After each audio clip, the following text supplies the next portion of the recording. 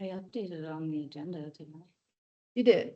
I just think he probably wasn't looking, because he probably wasn't expecting it to change, I guess.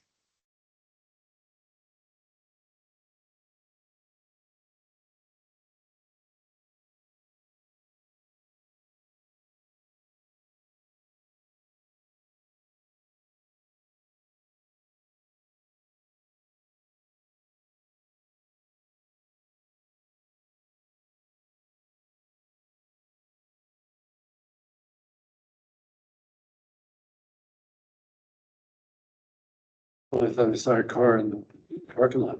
That's not, Maybe somebody else has a, yeah. what does she drive? Is it Lonnie? Yeah, I think the Honda EV, Yeah. Oh, where I does she drive? think. It's not a Prius. No, I don't think it's a Prius. No, I just know it's white. yeah, it's white. Yeah. I know what it looks like. I can Right. tell you what. Erica, can you hear us? I can hear you. We're debating what car you drive. I do drive an Ionic 5. Ioniq 5. Who makes the Ioniq? It's a Hyundai, It's on. There we go. Yeah. and my lease expired. I extended it for another up to 6 months at the same cost of what I had locked in. And I'm looking to buy one because I love it so much. Nice. Nice. That's great. But, all right. Thanks for that. That's super exciting. Let's. Zero waste. Is that going, that's your fifth? The next zero waste meeting? Yeah, it would be the 5th, and we did, I was gonna update, but we changed it to 3 PM. Oh. Because the library has a conflict. That's a great time. Maybe we can make that. Sorry, I didn't update you. Yeah, we're gonna just like do it for It's this fine. time and then. I've got to show make up sure early that it works for sometimes. everybody, including you. It works. Sounds great. I like that. Patrick, we met briefly, 1, 2, 3. probably 3 or 5 months ago. Okay. But, nice Yeah, to, Erica's nice to see you again. You're, Billy's brother, right? Over with Yeah. the other, yeah. He told And me you're he a master's probably student wouldn't because he's at, traveling. Yeah, So- CU. That's awesome. Working with Cass and Brett. That's great. I would love to hear. So are I'm we excited to hear what you saying- guys, I don't even. because you got it, how far into the capstone? You know are you what? guys? Through the members of. I'm see, about 210 hours into my 300 for this summer, I Wow. think. so second semester. So. Yeah, We're not missing anybody because we're down a member and an semester alternate. after this. Okay, that's what I thought. So- You know, We have someone here that I think would be a great member of volunteer. I'm sure that. what is your When it program? comes to meetings. Is it Come to the meeting. I MEND? don't disagree. Yeah, masters in the environment. I'm specifically specialization in sustainable food systems. Awesome. That seems like so far. Can we away now. draft? That's where I started, took all those classes. Yeah. Started taking classes about water. Not with any legal effect. And then We can that mention was my avenue for opportunity capstone. and send him the application. Yeah. What about, I ran into Billy on the 4th the of woman July that and came was like, to "Man, we're last so meeting? glad to have you, Follow up at have all you with some. about- Yeah. Like, you live So in, she, you live in she town, came right? to the zero waste meeting again. It's And then she amazing to said that have She thinks she's only gonna yeah, be here for someone like involved 5 in or the 6 program from months the community. total, so. It's so she different. I just could didn't wanna, tell like, so different. join Some of these other something that's, like, programs. multi-year. Planning on maybe going to I this seem to remember a event. couple So of years ago, we had. Yes. Definitely have a leg up. I was together. Yeah. Who was interested in being. on What's your name? board. I'm Jack. I'm sorry. I should have said that when you. Oh, I guess they How can. long Yeah. have you been at other meetings? Right, although the Yeah, thing is, I've like, been, right now. my I think attendance it's, has been mediocre. You know, midnight at 1 in the morning. We had 2 kids in the Yeah, hall. right, and they're, then, they're 8 uh, hours ahead. of yeah. us. That would be Congrats, very man. different, yeah. Thanks. Do we get started then? We have a quorum? Yeah. We will call the meeting to order at 7:02 PM. And we'll go around and say who's here. Melody Baumhover here. Rich Orman? Tim Rader. Cass Grady, Jack Kirby Miller. Patrick Kidlin. Rich. and Erica. And Erica is online. Yeah. On the owl. All right. The first thing on the agenda is just our updates. So we'll start with the PI update and then subcommittee updates. And then sustainability coordinator update. So Pi, just met today briefly to go over the drafts, of the energy action plan, and that, is shaping up nicely. It's not anything like totally new. They incorporated a lot from workshop 2. And then they will probably have that ready for us in August. And so I think what we'll start with is, Britt, John and myself will just like review it, and then, we'll make sure there's nothing glaring, and then we can send it out to the energy action team with including SAB members, making sure that like it is basically what we're looking for, which I think there won't be any surprises. And then get energy action team feedback, and they do want us to like compile that. So I think I'll like ask for everybody to just send me an email, or if you want to edit things like on the document, send that to me, and then I'll compile it, send it to Pi, and then if we need to, we can have a meeting with them and like talk through that stuff. With like some of the SAB members, and then hopefully that will be the only round of review we'll need, and we can keep going forward and then bring it to the BOT probably in September at the earliest. Yeah, I know, long timeline. I also, yeah. I don't know why it's gonna take till August for them to send me the plan, because like when we reviewed it today, it looked pretty good, honestly, but I think it's just they need to have Excel review it before they send it to us for like. And remind me where we're at on the goals. Yes, and then so that was the other part, which, so essentially, because we all know we were stalled for a while and asking the BOT members, how can we move forward with this? Britt basically talked to John and was like, we need them to tell us something so that we can move forward and we're not stalled here. And so Nicole provided some feedback, and we decided to go forward with 90% renewable energy by 2030 instead of 100%. And they were aware of SAB's recommendations. And then we changed the natural gas emissions reduction goal. This was something that Britt and I decided to do because they basically wanted us to completely remove the natural gas emissions reduction goal. And we thought that that would take away from a lot of the strategies that we have in place already. So we changed the name of it to energy efficiency goal.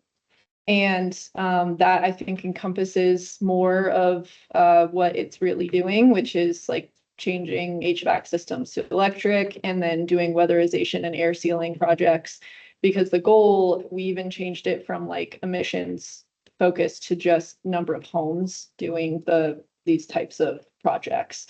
So right now our goal is 40 homes by the end of 2030, which would be like 10 homes per year starting in 2027. So it's sort of kind of marginally apropos of that. I just installed, it's like a split unit, it's called. Hybrid.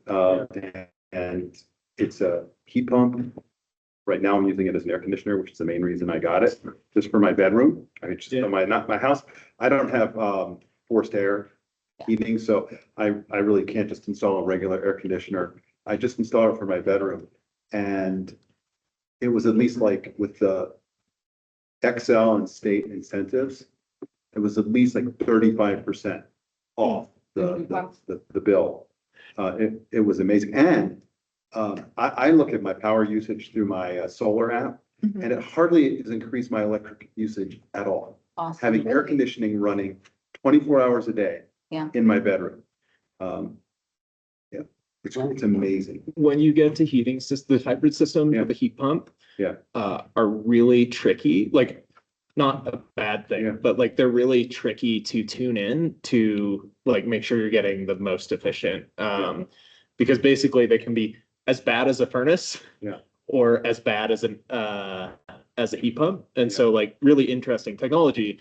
but like tuning when it kicks from Yeah. heat pump to natural gas. is Well, I what have to go and do it. Well, the natural gas is a separate thing, right? So it's not connected. Oh, there's totally. It's just electric. Oh, okay. So it's got like a compressor outside my house. Yeah.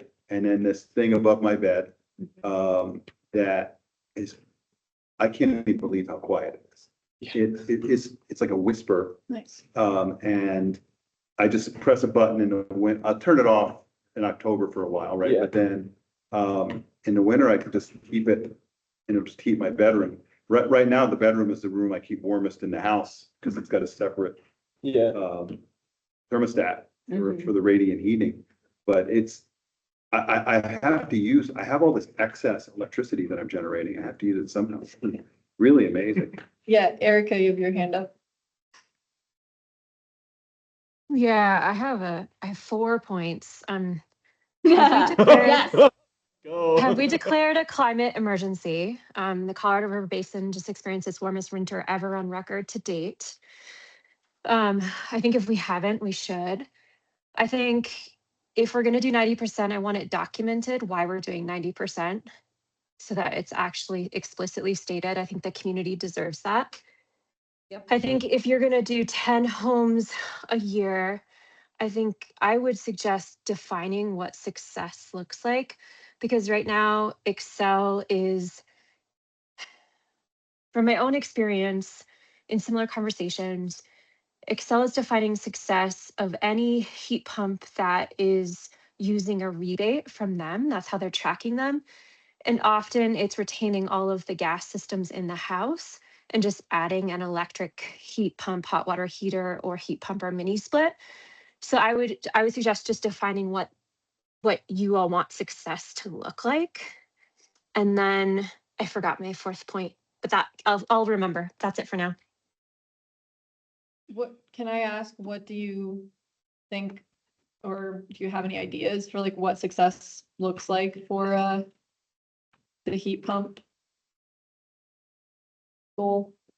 I mean, I think the most aggressive would be 10 all electric conversions for HVAC systems in Netherlands a year.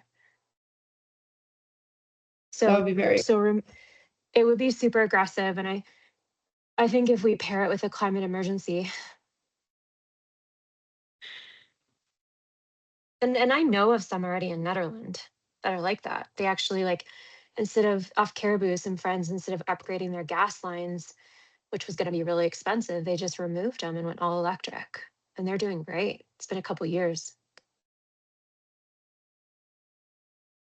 yeah, I don't doubt that.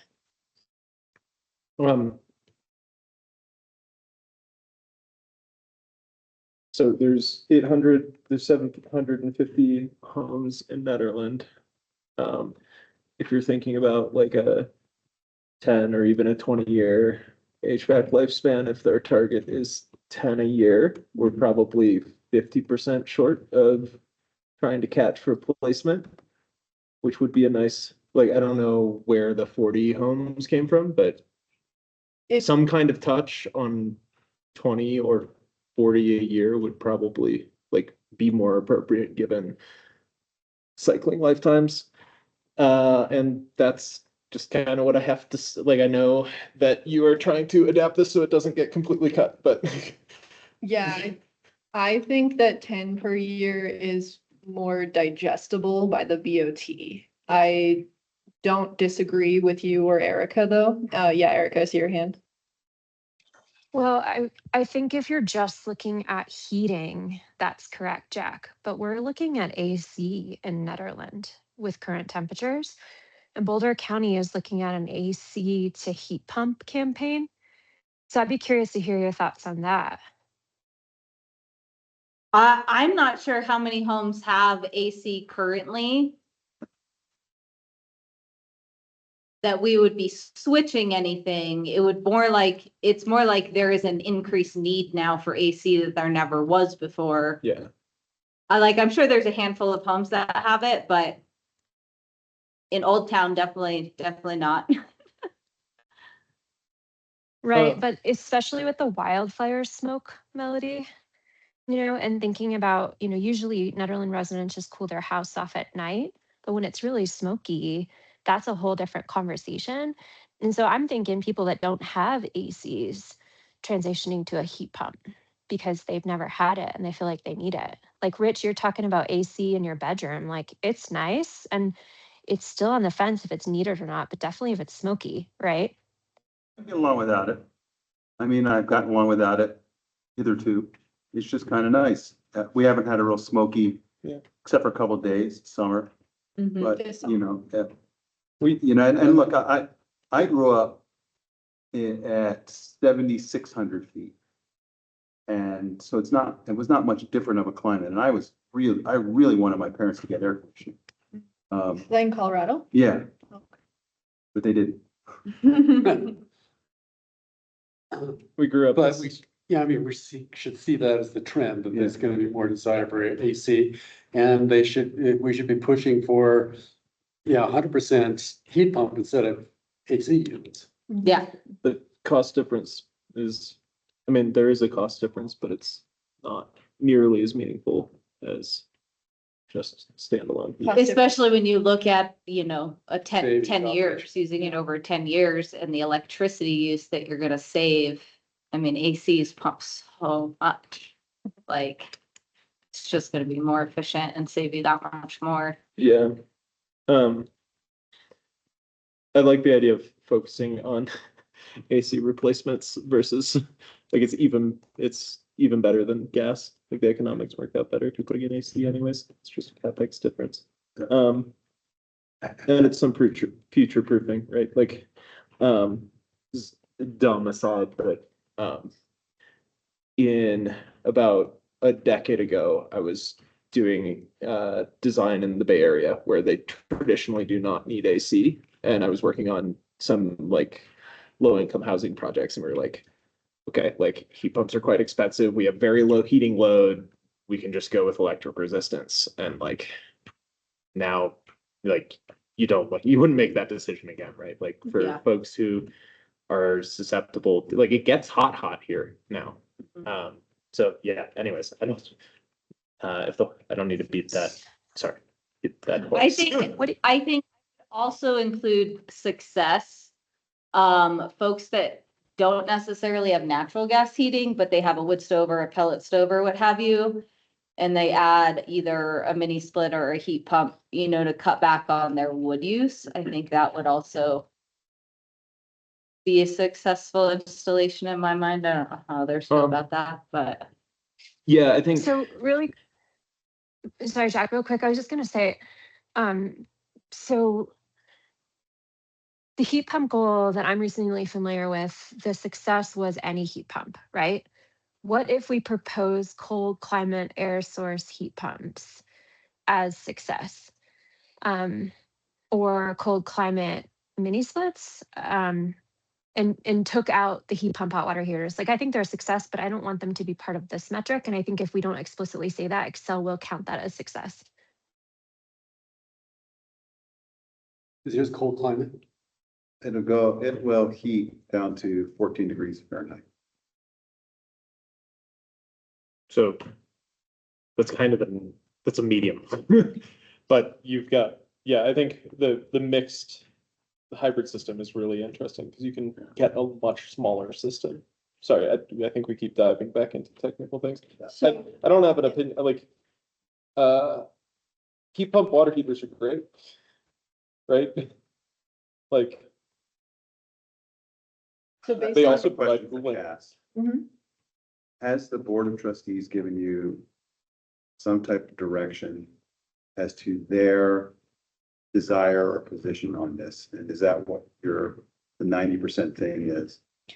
And Yeah. because, we're here to advise the Board of Trustees, really. So yeah. it's important, I think, to know what they really want. Yeah, so in terms of renewable energy, the mayor's choice was 90%. And I think based on the conversation that Pi had with the Board of Trustees at the meeting where they presented, there wasn't a consensus on 100% or 90%. I saw people kind of just talking through both ideas and no like actual decision. And so the 90% is coming from the mayor and, that is what I can move forward with based on like the direction I was given from, my boss, basically. That was gonna be my clarification too. Yeah, So, I mean, we don't want you to take any position that is contrary to your instructions, but that doesn't mean we can't give our advice, even if it's contrary to your instructions. It's Yeah. just, I think we have to be aware that that's what we're doing. and in terms of the natural gas and energy efficiency goal, they wanted to completely cut that. Or that is, the mayor wanted to completely cut it, and then in the conversation, again, like I feel like it was unclear, but they were saying that because it was only like a 1.5% decrease in like emissions, based on like the data that Pi presented, they didn't think that it was worth it, which is why we decided to change the goal to, instead of being like the emissions reduction focused, being like actually changing out the equipment, the appliances in the homes, just to make it maybe more understandable. I'm not sure. Yeah, and to be clear, that was the previous BOT, not the current seated. There were BOT a members. few changes since then, yes, yeah. So You it's still very reviewed up the in the air. calculations that said there's only a 5% reduction. I had a comment when they brought that up Yeah, like months ago, and it was not. Seems like they want to sell natural Yeah. gas. It's not a relevant benchmark, but it's the benchmark that we're, yeah, I think they were, because they don't have the bandwidth to like really look at what's going on in our particular community. Yeah, I They're think- using like state average, like they're using pretty broad averages and not like specific emissions. they were So- looking at what we had been decreasing at and just use that same rate is what I understood it to be. So Oh, it's sure. like, which is like, okay, so we don't do anything different and this is what we expect. That I thought the point of the plan was to like be more aggressive Yeah. about it. So I Yeah, was so kind of confused on that too. Okay. it. Mhm. To be clear, I was at that BOT meeting and I made a comment that if they wanted a more aggressive natural gas goal, we would absolutely support that. Right. If that was the only thing lacking in that natural gas goals, they wanted it to be more aggressive, we would love to support that. Yeah. We just were trying to be realistic based on the feedback we had gotten from them, and that's where the number came from. So Yeah, and so I will say that these were goals that we got input on, but then we also kind of developed based on what we thought the BOT would accept at a like presentation of the actual plan. Yeah. So if SAB has other advice, we are definitely able at this point in the plan to change it and put a different goal in. I would just note that like I'm not sure how the BOT is gonna respond. Like, I really don't know because they haven't given us much Yeah. input. And have you been able to see any of the survey responses at all? yes, I did, but it was kind of, I know it's hard to. it's look at, not for sure. as conclusive as I thought. And yeah, Erica, I see your hand as well. Go ahead, Erica. Well, I was just gonna offer, I think that we should make a recommendation and we should add in the reasons why, right? And I would be willing to compromise on 95% because I think that's realistic and still pushes us forward. But I'd also really like to ask the BOT why 90%. And why, why not a natural gas goal? Because I think we need to understand that so that we can all work together moving forward. And I also think it's important for SAB to take a stance as well, because this plan will be with us for years and it will be on the website for years. And I think it needs to be noted that, what SAB is recommending based on the research and the reality of the situation and the technology available. But I think we can do both. I think we can ask questions, be curious, and then we could also make our suggestion. And then I think it's worth maybe asking Pi if we can have both groups have a letter that is included in the energy action plan. So we can give a little bit of context to how we landed on these goals.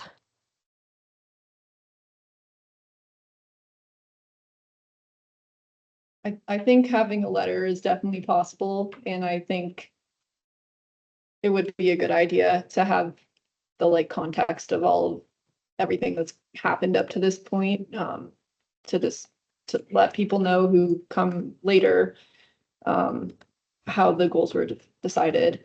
And then you'd asked about the survey results, and I was able to pull up, I can't put it on the TV, but, essentially, the board, and I don't know how this survey was presented to them.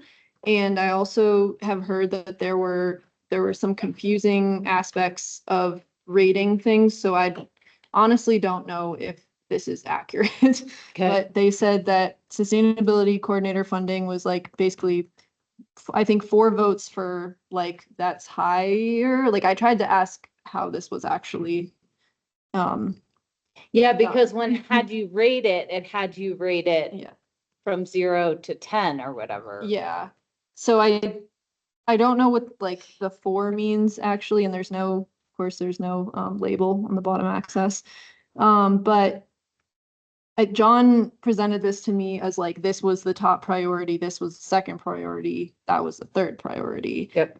And then the public said energy efficiency, then resilience action plan, then EV charging, then 100% renewable electricity, wetlands protection, 24/7 carbon-free energy, sustainability coordinator, and then comp plans. The public is into everything. Yeah, and I also I mean, they're not, yeah. Uh-huh. The top 3 are the same though, so I guess not. I think No, EV they're not, charging because is charging. sustainability coordinator funding was the top, but that's check EV check charging done is for at second. least a year, right? I know. And I guess we have to Could get be. the We grant. have to get the grant. We're gonna submit the grant. We still have to get it allocated, Yeah, but hopefully, fingers crossed. Yeah. okay. And resilience action plan is gonna get done no matter what, Yes. and that doesn't cost us anything. Great, we're doing great. It sounds like we need to work on energy efficiency and EV charging. Exactly. Was energy efficiency didn't rank on the boards? Well, and that's the No. thing is, I don't know. Oh yeah, it did, but it was lower down. Okay. Yeah, so I'm having a hard time interpreting the results of that. Yeah, if I can make a request for the advisory boards to be sent survey results as well as the write-in comments that people were able to give, and they can come anonymously. We don't have to know who said what, like that doesn't matter, but I would like to see the part where people were like allowed to write in things, because I think that's where we're gonna get actually the most information, because there was a lot of people that were having trouble with the numbers. I know even myself had some things that was like, the last 5 of these don't count in the ranking. Because all of them are at the same level down here at the bottom to me. I don't have a priority between those 5, I actually want you to focus on this. Right. Yeah, and Yeah. I do think even the board members expressed frustration with the way the survey was done. So I think that's why one comment I heard them say at the Board of Trustees meeting was that this is one data point and that it shouldn't be like the only thing that decisions are based off of. So I do think that's important to keep in mind. So like we disagree, or if there's other things that we think are more important, a different order, like that also matters. Well, and I think another thing that I tried to point out with my comments to the BOT, which is there's a difference between goals that require funding and CASA's capacity and goals that don't. And the goals that don't require that stuff, there should be no reason to tell us no. Like, Right. right? And so adding in a couple more natural gas rebates to all the work we're doing with the Pi Energy Plan should not be something that they say no to, because ultimately it doesn't impact the budget, it doesn't impact staff. And I thought Topher did a good job of Yeah. making that point at the meeting. Yeah, the mayor is hard for me to figure out. I'm sorry, Tim. Okay, I'm not the only one. Nope. But it's either that she's getting constantly harangued about potentially having natural gas taken away from somebody, as if it's gonna be done by jackbooted, staff. Or if it's gonna, or she has friends in the natural gas industry. I don't know what, but she latches onto that 1.5 number like it's somehow all that can possibly achieve. It's not even worth mentioning. And it's based on nothing. It's based on trends that don't reflect current technological trends. It's just. I think what I see is that right now, we claim to be like a community that wants to be on the front lines of sustainability and how to do this better. And so does Colorado as a state. And it used to be that Nederland was more progressive than the state as a whole. And as of the last 2 years, that is no longer the case. And I think that's where I get frustrated, is like, this is coming from the state level to electrify. We need to catch up with the times. We're trying to help the residents stay in tune with where the market is headed and where we're going. And by not doing that, we're actually going to fall behind, and it's going to be a detriment to the community. Yeah. So I don't get it. Yeah. Yeah, I think to be fair to the mayor, I don't think you should discount the possibility that she had legitimate policy differences with us. And that it's not some kind of, someone's bothering her or getting in her ear, and that's why she's taken this position, that she's come by it honestly through her own work and making her own decisions based on her legitimate concerns. So. Okay.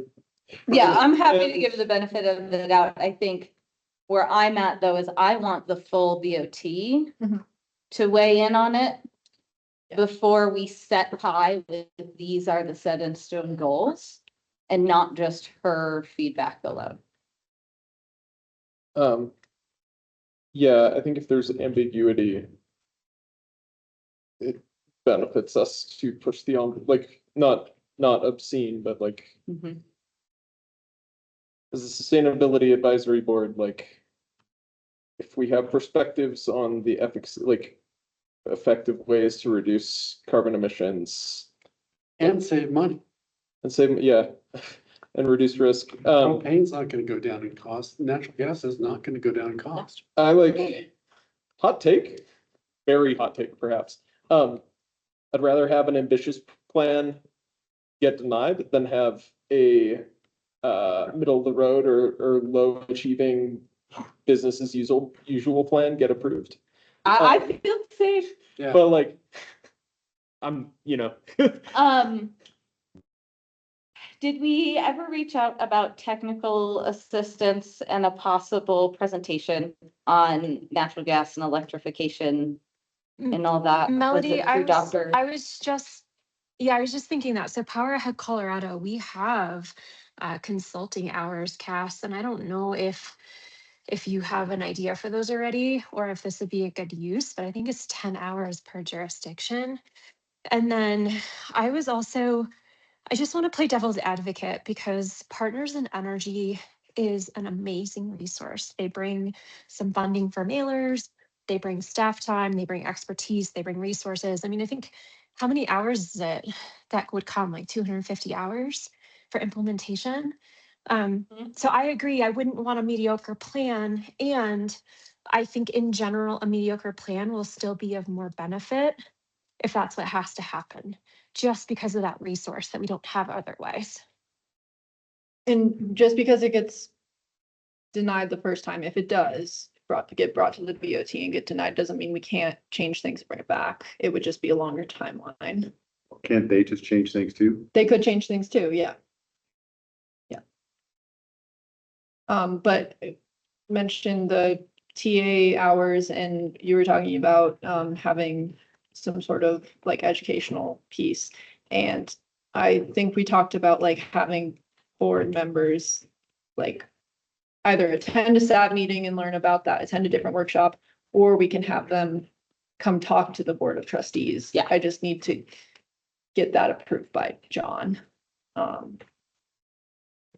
Yeah, I think we were hoping for an educational info item for the BOT. But if they say, no, we don't have time on our agenda for that, then scheduling one at a SAB meeting or a date that works for BOT members and try to get at least a couple of them to attend. Because I think part of what we're seeing is just maybe a lack of full awareness and information of what today's landscape looks like. Do we Yes, have I any? wonder. Sorry, I was just gonna say, I wonder if there's any way to tie it into the second round of the DRCOG BPC funding, because that's all tied together. So if they could come and talk about some of the round two, as well as the Power Ahead Colorado, and then Heat Pump Week through Power Ahead Colorado is gonna be that first week of August. So if they're not willing to do something, maybe we could tie it into some kind of event in Netherland. Yeah. First week of August is too soon, but you know Really what I mean. soon, but Yeah, also, I was gonna mention this during my staff report, but I might forget. John and Nicole are both going to be at New Moon on July 31st, which is next week, Friday, at 8 AM. Brewery? New Moon is the coffee shop bakery. bakery Oh, next okay. to Right town. next to town hall. Oh. So obviously it doesn't always work for everybody to make these things, but it is a town talk and you can go there and talk to them in person if that is something you want to do. Mayor Nicole and town admin John. Yes. I have talked Do to we- them. Do we have any members of the public? I just want to make sure that if we do, we give them an opportunity to give public comment. Right now? Yeah, No, it's just Erica's online. Okay. That's it. there's no display, so I just want to No, make sure. totally. Yeah. If somebody comes on as a member of the public, can you just let us know? so I we can will. Give them the opportunity. Yeah, Erica, is that an old can that you have up or do you want to add something else? No, surprisingly, I don't want to add anything right now. I stepped away for a second, I think, to turn on a TV. It's not really not necessary.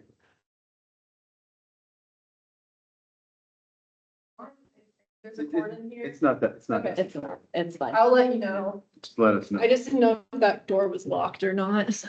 So, is there something that we want to do or vote on or present? I think what I would like to know is if there is a different energy efficiency goal or different renewable energy goal that you would like in the plan and you recommend one to me, I will pass that along to Pi and we will all get to see it and review it before the BOT sees it anyway. Why don't we just go around and say what we each think? So I think I want to push for 100% renewable energy still. And if they want to adopt it as 90, fine, they adopted it as 90, but I'm with Jack if I want to push for that. And then not fight on the energy efficiency and just leave it how Excel has it now. Okay. That's what I would say. Jack? Do the opposite. Okay. I think double the number of target homes, so 20 homes a year. So you're pointing towards replacement rather than. I don't know how if 40 just feels comfortable, but Yeah. Yeah. And then then stick with the you 90. said 90% renewable. oh, I'm not voting. Or is this a vote? No, we're all. It's not about- it's just saying. Yeah, Yeah. just adding that is my. Adding that, okay. thing to add. Okay. Yeah. Yeah, and I like 100% renewable, although I don't know how we get there. And it's only 4 years away. So I guess I'm not adamant about it. Okay. Or adamantly opposed to 90%. But I agree with Jack, we should be upping the energy efficiency measures. You think like double, like he mentioned? Yeah. Okay. Gets you to like 10% of the town, which is. What is that specifically about those homes? The standard they're I think reaching? I think the standard that, I don't think it's super specific. I think it's reducing natural gas usage. Is that the way that that it is framed? Yes. Yes, it's. Let me see. So And Erica was proposing that it would specifically be electric, all electric with heat pump heating Yeah, so, slash cooling. yeah, so that's the other thing is like right now, the way that the goal is written is encouraging 40 homes to complete weatherization, upgrade to more efficient appliances or similar natural gas efficiency. So 40 homes to do one of those things, Yeah. not just switch to heat pump. Because the BOT was up in the air about natural gas. So we tried to include those same rebates without focusing on. So Sure. do you, when you say double this goal, are you thinking like all electric home? Or are you thinking like doubling the number of projects? more hot takes. I don't think I would advocate for move to all electric Okay. at any reasonable. It's just hit things when they retire is going to be the drum that I'm going to Okay. beat. So I'm not going to be particular about the metrics. Although if Erica wants to, Which Erica can propose something. yeah. but Tim, is that similar to what you're feeling or are you thinking otherwise? I wouldn't advocate for natural gas appliances when they do switch out. Right. Yeah, definitely no new. So when there's like a Natural new gas. appliance that's needed, switching to electric, but Right. not necessarily taking everything out and putting in all electric. Yeah, definitely not that. Okay. Rich, Unless you're a millionaire updating a little 1910 cabin. well, Yeah, Yeah, I there's agree with different the- laws for those people. the replacing as it becomes obsolete. okay, I don't really have an opinion on 90 versus 100 versus 95. Regarding the whole appliance thing, if it's just gonna be an aspirational statement from the board, that's one thing, and that's fine. I agree with all of that. I mean, that's great, but if it's something where it's gonna actually be like in the code where I don't know how you do prevent, like, what are you gonna, like, do an inspection of every Best Buy delivery truck that comes up here? What they're installing, so, yeah, if it's just aspirational, no one's gonna listen to it anyway. And to me, that's almost meaningless. The real thing is to set a goal that we know whether we succeed or not. The whole thing about the appliances, though, there's no way to track it. There's no way to know. You don't have to get a permit to put in an appliance. it would just be So- whatever the rebate programs are that Excel does or. Yeah, the rebates that they track. Yeah, basically. that would be the only way to know. So basically, the participation in the program, I guess, is really the metric that you're saying. Yeah. So you think leave it, double it? Well, it's a little frustrating, not with anyone here. Yeah. But it's a little frustrating that the Board of Trustees hasn't given us a direction of what they really want to do. And I would really want to know that. And I would really want to know what they want from us. Yeah. Because if we're just, yelling at the wind and they don't really care what we say, then that's one thing. If they're like, no, we really want to know, and here's what we want from you, that's really great. But I haven't heard that. Yes, So it's a little frustrating. I basically, I agree with what everybody said, even when they're contradicting each other. So. okay, We just want to be helpful and supportive and keep us moving forward. that's fair. That's noble. Yeah, and I would say that I agree. I was hoping that the strategic planning process would happen sooner. I was hoping that it would give us more direction and it hasn't. So I think this is our attempt at like making sure that PI moves forward on this plan because they were basically like, we're not moving forward if you don't tell us what the goals need to be. And so we just told them what the goals probably should be Yeah. based on a little bit of feedback. But if we really need a goal to Mhm. move forward with PI, Yeah, then we really just need to push the board to approve a goal. yes, which we were pushing them to do that and then they would not respond essentially. So they just kept saying, waiting for strategic planning, and Yeah. that's where we were getting into the loop. Okay. And so now we're like, well, we're just going to move forward with what we think the goal should be, based on some feedback from you, and then provide that at the, in the final plan and then see what they say. Because we were supposed to be on the last BOT meeting agenda and they postponed it because they extended the survey. Yeah, So we can present them with whatever number we want. Yeah. They can accept it or not. They can change it, whatever they want it to be. So if a majority of the people here think it should be 100%, I say that we present them with, we think it should be 100%, knowing that they will do whatever they're gonna do. And if we say 60%, they're gonna do whatever they're gonna do. Yeah. So I we think should they- present what we think is the best idea. And I'll stand behind doubling the number if we're including weatherization projects too. Mhm. Like I'd happily push that to the BOT. Okay, My first proposal was just like, hey, maybe lose this battle and fight this one. yes. But Yeah. Okay. of And- course, we all want to do as much as we can. Yeah, and then I think Erica. Yeah, Erica. Last one.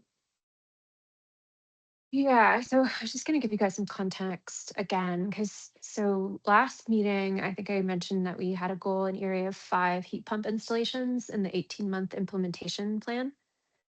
And we just got updated numbers. We installed 135 in Woohoo! 18 months. Heck yeah. So, and a lot of this is happening just naturally with or without us, right? Because it just makes sense. So to go back to the goals, I'm great with 100%, have been for a while now. But I'd love to hear their why, because we're already going to be at 80% sourced, fueled by Excel by 2030. So we have very little between 80% and 100, and that gap does make a difference. But I would like to just understand where that's coming from and why there's that hesitancy and how we can bring them along more. Again, I feel like we're not bringing them along. I think we can do a better job of that. I'm not quite sure how. Want to be solution oriented, but I don't have great solutions other than Powerhead Colorado or just more in-person FaceTime. And then as far as the heat pump, again, I would really want to define that. Like, for example, the 135 is any heat pump rebate from Excel. And so if that's the way it's going to be, and the weatherization program, I do think we should look at historic numbers, how many people have participated, especially when we've done flyers and really intentional outreach to residents, which we have done over the years, like a Christmas flyer and things like that for energy assessments. But again, I'm comfortable. I'm like you, Rich. I feel like there's everything that's been said has weight and accuracy.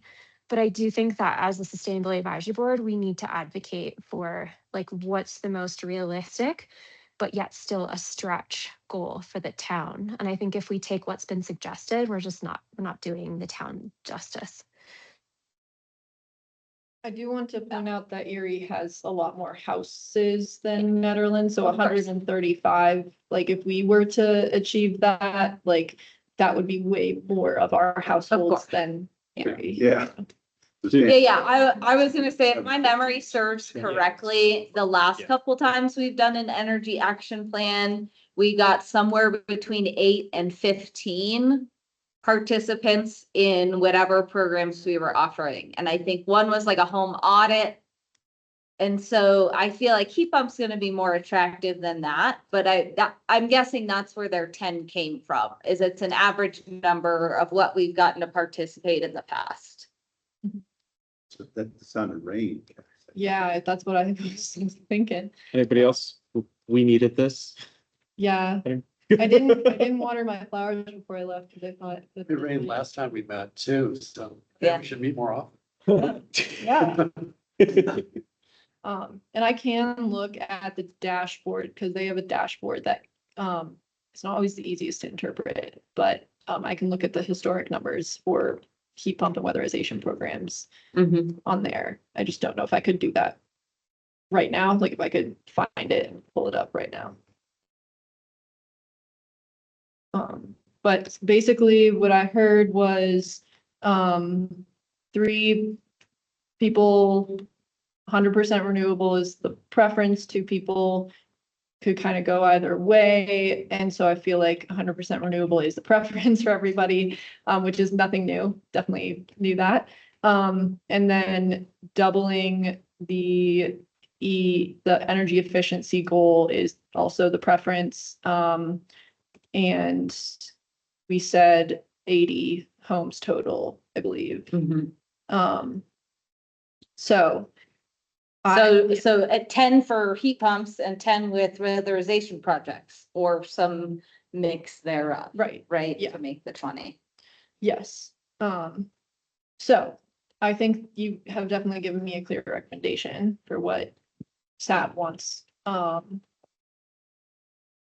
And that being said, I could tell Pi that, and we could change the goals.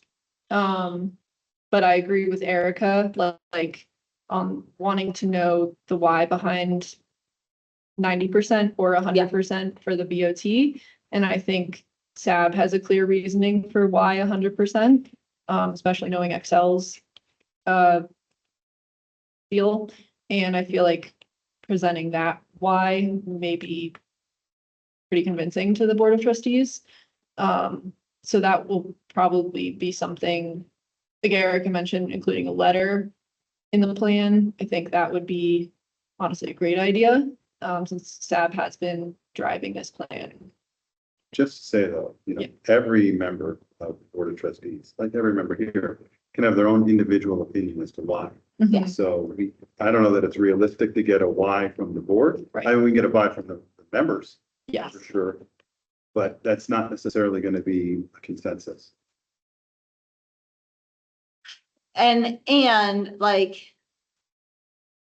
1 or 2 of us could go and speak to the board at a board meeting. I think unfortunately, the only option they've really given us to do that with is to go to the next meeting and at the very, very end on comments on non-agenda items to try to mention some of this. Because we haven't been able to get on a BOT agenda. And even if we do, it has to be CAS presenting it, and we can only make public comment as board members. So that's a new thing that is presented some frustration, I think, in our communications with the board, that it might be helpful to explicitly note to them how it's preventing a better communication between our boards. In my personal, others agree. Anything else you need from us, Kat, Um, on this agenda item? the only other thing I was gonna say is, so the last meeting, they did talk about the strategic plan. And I don't know if they'll talk about the strategic plan again at the August 4th meeting. But if they do, whenever they talk about it, you can give public comment at least on that item instead of waiting till the end. That being said. Did I miss it, or am I not remembering what they talked about? On the 21st? Yeah. No, they presented, John presented like the strategic plan results. I guess I missed it. I wasn't there. I watched the video after and I didn't even finish it, so I don't know, what the ending was, because it was like Yeah. 4 hours long. Yeah, okay. How do you turn off something like that early? Yeah. So I, kind of want to hear from John what the outcome of that discussion was and his action items, but I haven't heard anything yet. Okay. I'll go back and watch it. Yeah, I don't want to make you do that, but I also need to finish it because I have to know. But yeah, so I think I need to disappoint some pie people and tell them that we're changing the goals again. Well, But Do we really need to disappoint the pie people? I mean, can we just give them this interim set and mhm. then try and talk to the board about finalizing it when we finalize our plan? I mean, I hate to delay pie. Yeah, what I'm worried about is that they're gonna come back and say, oh, well, this means we're gonna have to take longer to like finalize the plan, and I'm like. Yeah. So maybe. I mean, I think that just might be part of it, though. I think we just have to. Deal with what they say. Cause it doesn't change the implementation time. We still get 18 months of implementation time regardless of how long planning phase takes.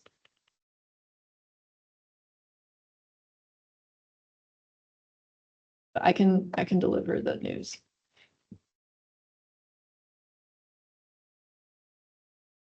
I guess I'm trying to figure out not so much how to tell pie, but how to open up dialogue with the BOT. Mhm. Even if it's offline, so we can just like hash out some of this stuff. And then we don't have to direct pie any which way until we actually have like a consensus answer That's what I'm thinking is like, from the 7 members of the Why go back? BOT. And I don't understand why yeah, they won't just respond to, well, first my personal questions and comments about it, but also you guys in the general sense that like we've been asking for a couple months and this was delayed all the way back in the beginning for like 4 months. Also because of them. yeah. You know what? Could we invite Topher to coffee and talk to him about it? He seems like a real good ally. that would have. If we use the word we got a son. That'd have to be a public meeting. Well, there's gonna be more than 2 of us, yeah. If it's just you and Topher, Yeah. then it's fine. Yeah. But, yeah. It's more, if it's 3 people or more posted. But I'm not sure he's the one to convince. No, yeah, I No, think he's he's, not the one. based on what he's told me, he would be on board with everything that you have said tonight. So maybe I just ask him, get that in writing and say, you know, here's at least one, view that's, I mean, yeah, I've had one-on-one conversations with 3 different board members about this, BOT members. And I have gotten the sense that they support the goals we want.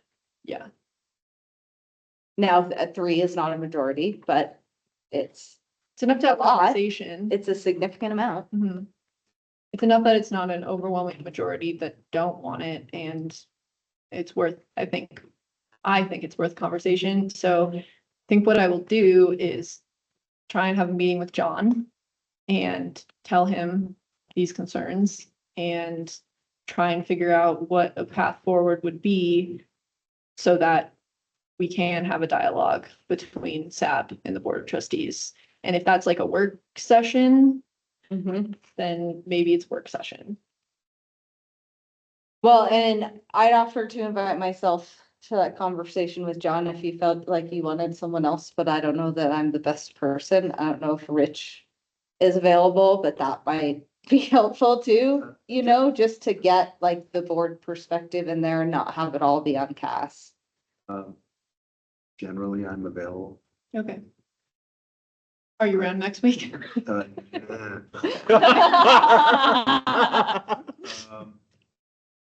Next week, I have a family obligation on Tuesday and Wednesday, Okay, where I will be driving to a different part of Colorado, okay, helping a family member on Tuesday, and then coming back sometime on Wednesday. So you can't count on me on Tuesday and Wednesday of next week.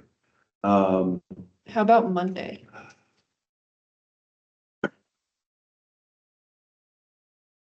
I don't have anything formal planned on Monday. So, Okay. sure. I found the best way to get a hold of John is just go into town hall and wait until he's not in a meeting anymore. I would Uh, rather have a I agree, I time to agree. go talk. So I will send him an email and a text and be like, Rich and I want to talk with you on Monday, when works. Also available Monday the third. Okay, That will work better. that work better. Okay, if it will. Oh, okay.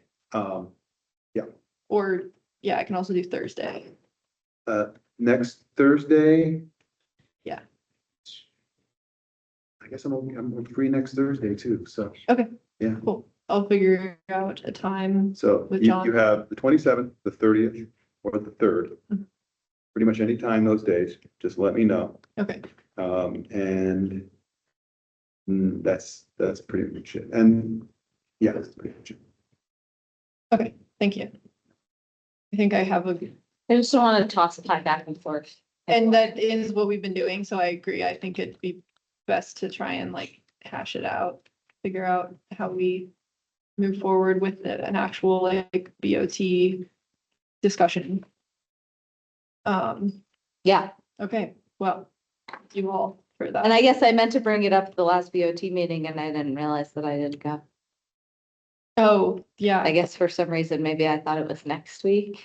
I don't know. That's okay. You shouldn't be expected to go to all BOT. So maybe we should move on to our next agenda item.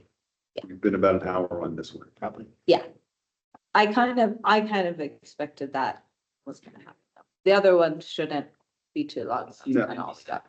And I have no idea why my watch keeps doing that. Just wants to let you know. So, zero waste subcommittee. Yes, that's also me. And I've got something to ask the board on that. Okay, do you want to do that first or Yeah. after? So one of the things that we've discussed repeatedly at the zero waste subcommittee meeting is this new sign, this electric sign that is at the transfer station.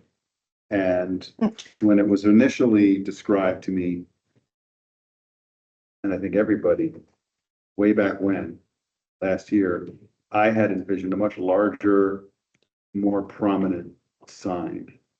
But when you go to the transfer station as a customer, or whatever you call a person that goes to drop off their stuff, it's sort of, it's off to the right, you kind of might glance at it and go about your business. I don't think anybody is going to want to be there and look up at that sign and just spend a lot of time pondering what it says.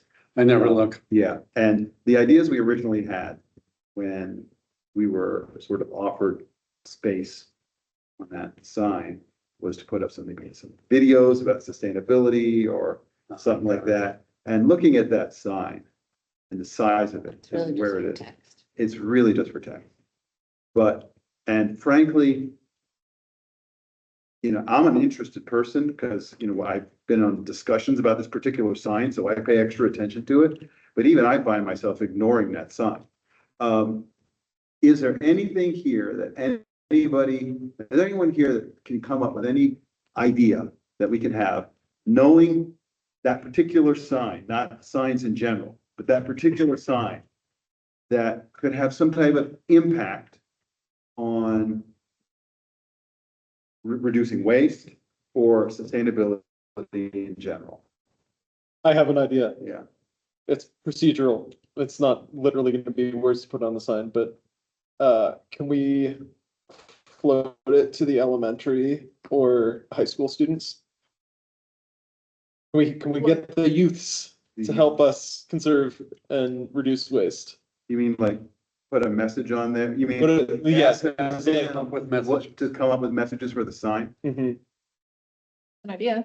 As long as we have screens. I think it's a contest. Yeah. I I think it mean- is a monthly contest. I also think Funny, that, hilarious stuff works, like Yeah. Jesse Severs' excavation company is like best poop scoopers or something on their backyard Yeah. theater ad. It's great. I think it's a fantastic idea. Cass, do you have any contacts with the school district that you could reach out to and see if we could do that? Yeah, I do. Also with EcoCycle and their Green Stars. Yeah. Oh, you know what we whatever could that do? program is. If they're willing to do it. I know that Wild Bear has like these little summer camps Mhm. that are going on right now. Yeah, which Um, it's summer, so. yeah, right, exactly. oh yeah, And, maybe we could go reach out to them and see if they could ask their kids to come up Yeah. with some ideas.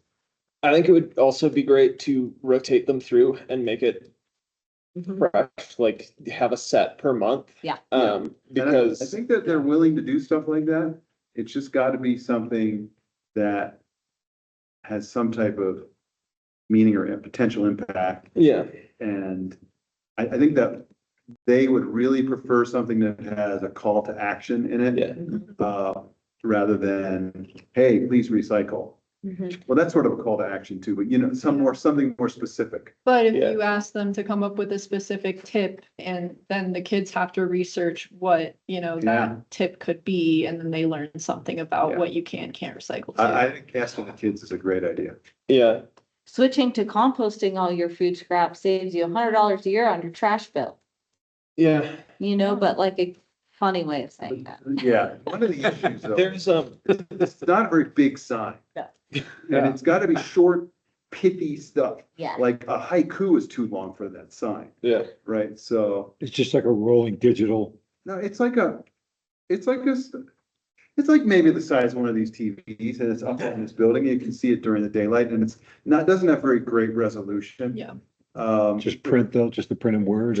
Well, you can put photographs up there, you can even theoretically put video up there. It It just can't be doesn't, detailed, because you can't you tell. can't what see it- the detail. Yeah, Okay. I mean, if you were gonna do something, you would wanna do a computer graphic yeah. of some sort. because like, Um, we did We a want, picture like- of town hall with a flag, and like, you could tell that it's a building and a flag.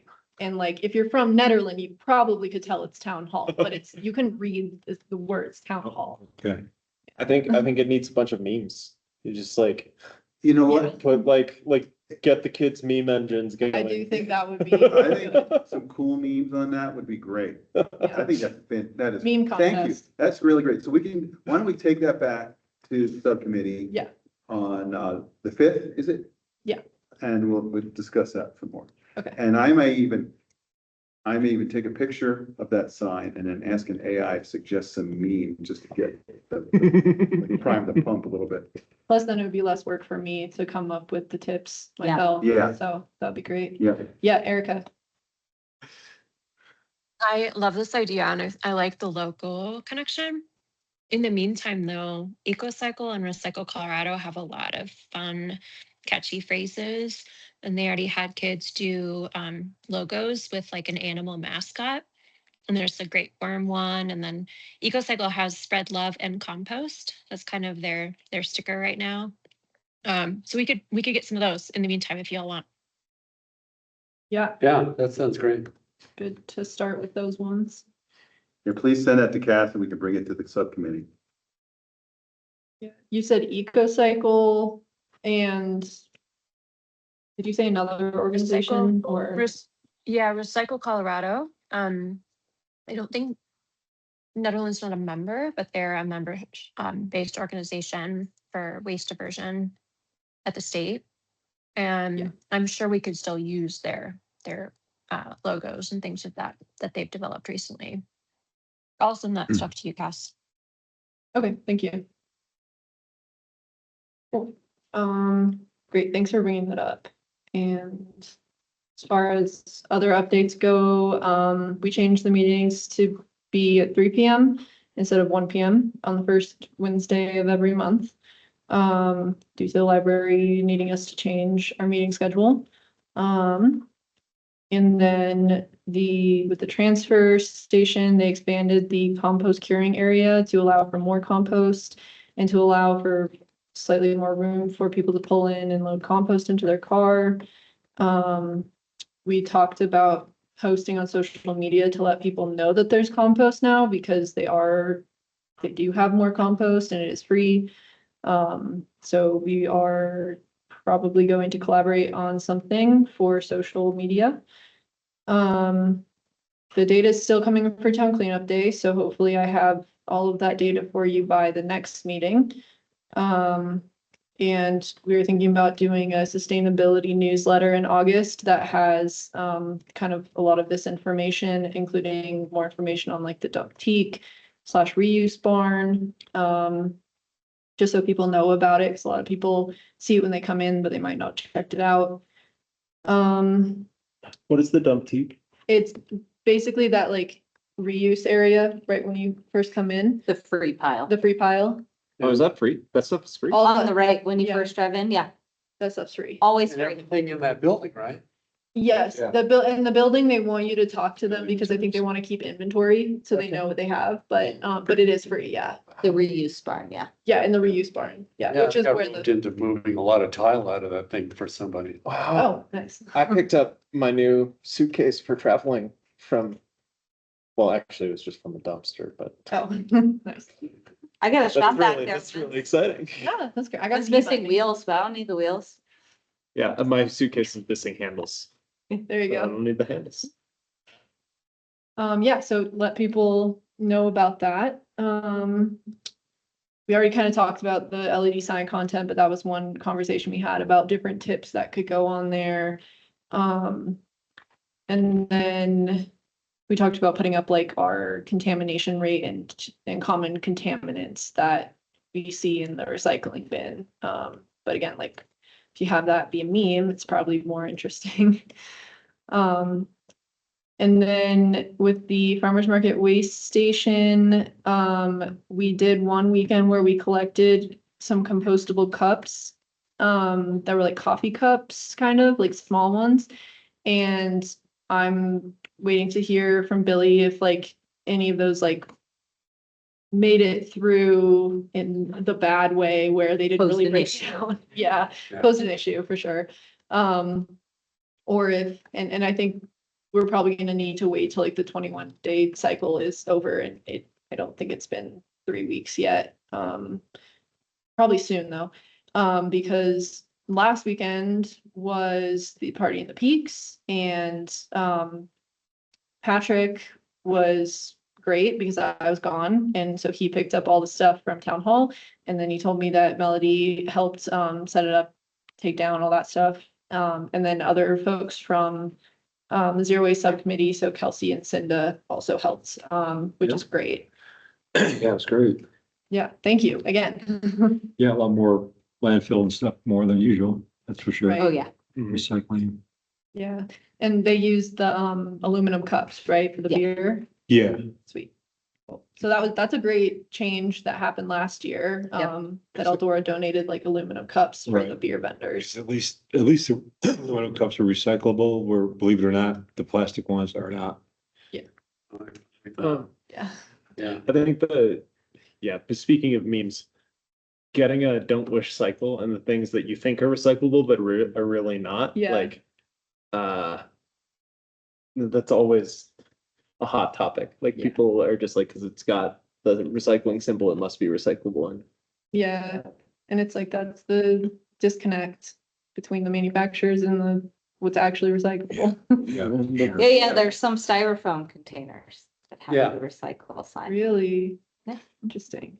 And like, sure, there's 1 or 2 facilities probably in the whole country that can recycle it, but like, What happens to that styrofoam I drop off at the styrofoam shed at the transfer? Well, that's different than like. that's food different than the container, food containers. okay. It's a different kind of styrofoam, Which we technically, because they can only do the hard pack stuff.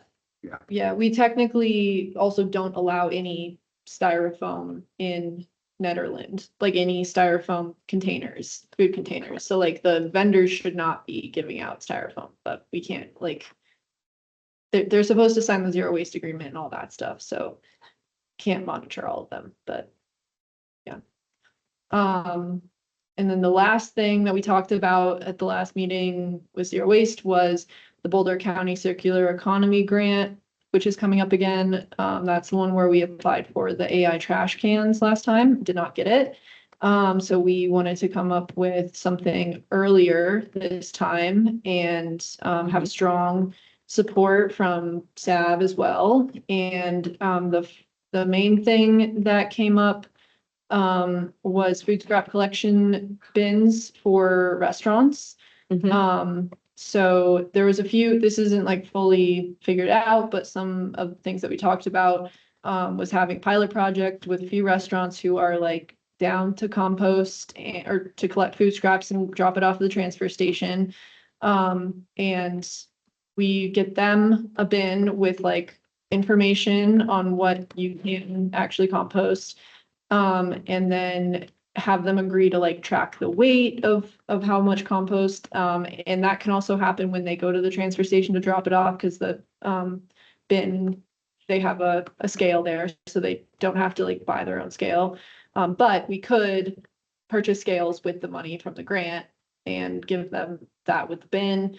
And then we want to potentially do some sort of like certificate of like a compost friendly restaurant we thought would be cool. So it's another idea. I'm not really sure how that works with the town, but if we could like get them a little sign or put them on our website or something.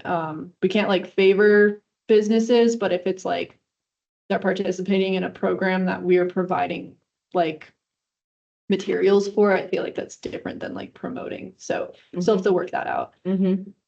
Yeah, and that's kind of how far we got. I know you probably don't need a ton of money for some bins and scales, but I think it's more about like the idea of like getting this type of program going. And oh, sorry, Erica, I see your hand now. I didn't want to interrupt Cass, but I like that idea, everything we shared so far. And I also really liked your ideas last year. So I don't know if it's worth revisiting any of those, because I know you've done a lot of work on those too. Yeah, we can also talk through those ones. Trying to remember. So one of them was tabletop compost bins that have like instructions on like what you can compost. And then also some just like some info on like picking up the compost and using it. And the compost bins we were looking at like had like filters and stuff too. And that just like gets more people aware. Another one was giving gift cards to folks who helped with the like zero waste stuff at events.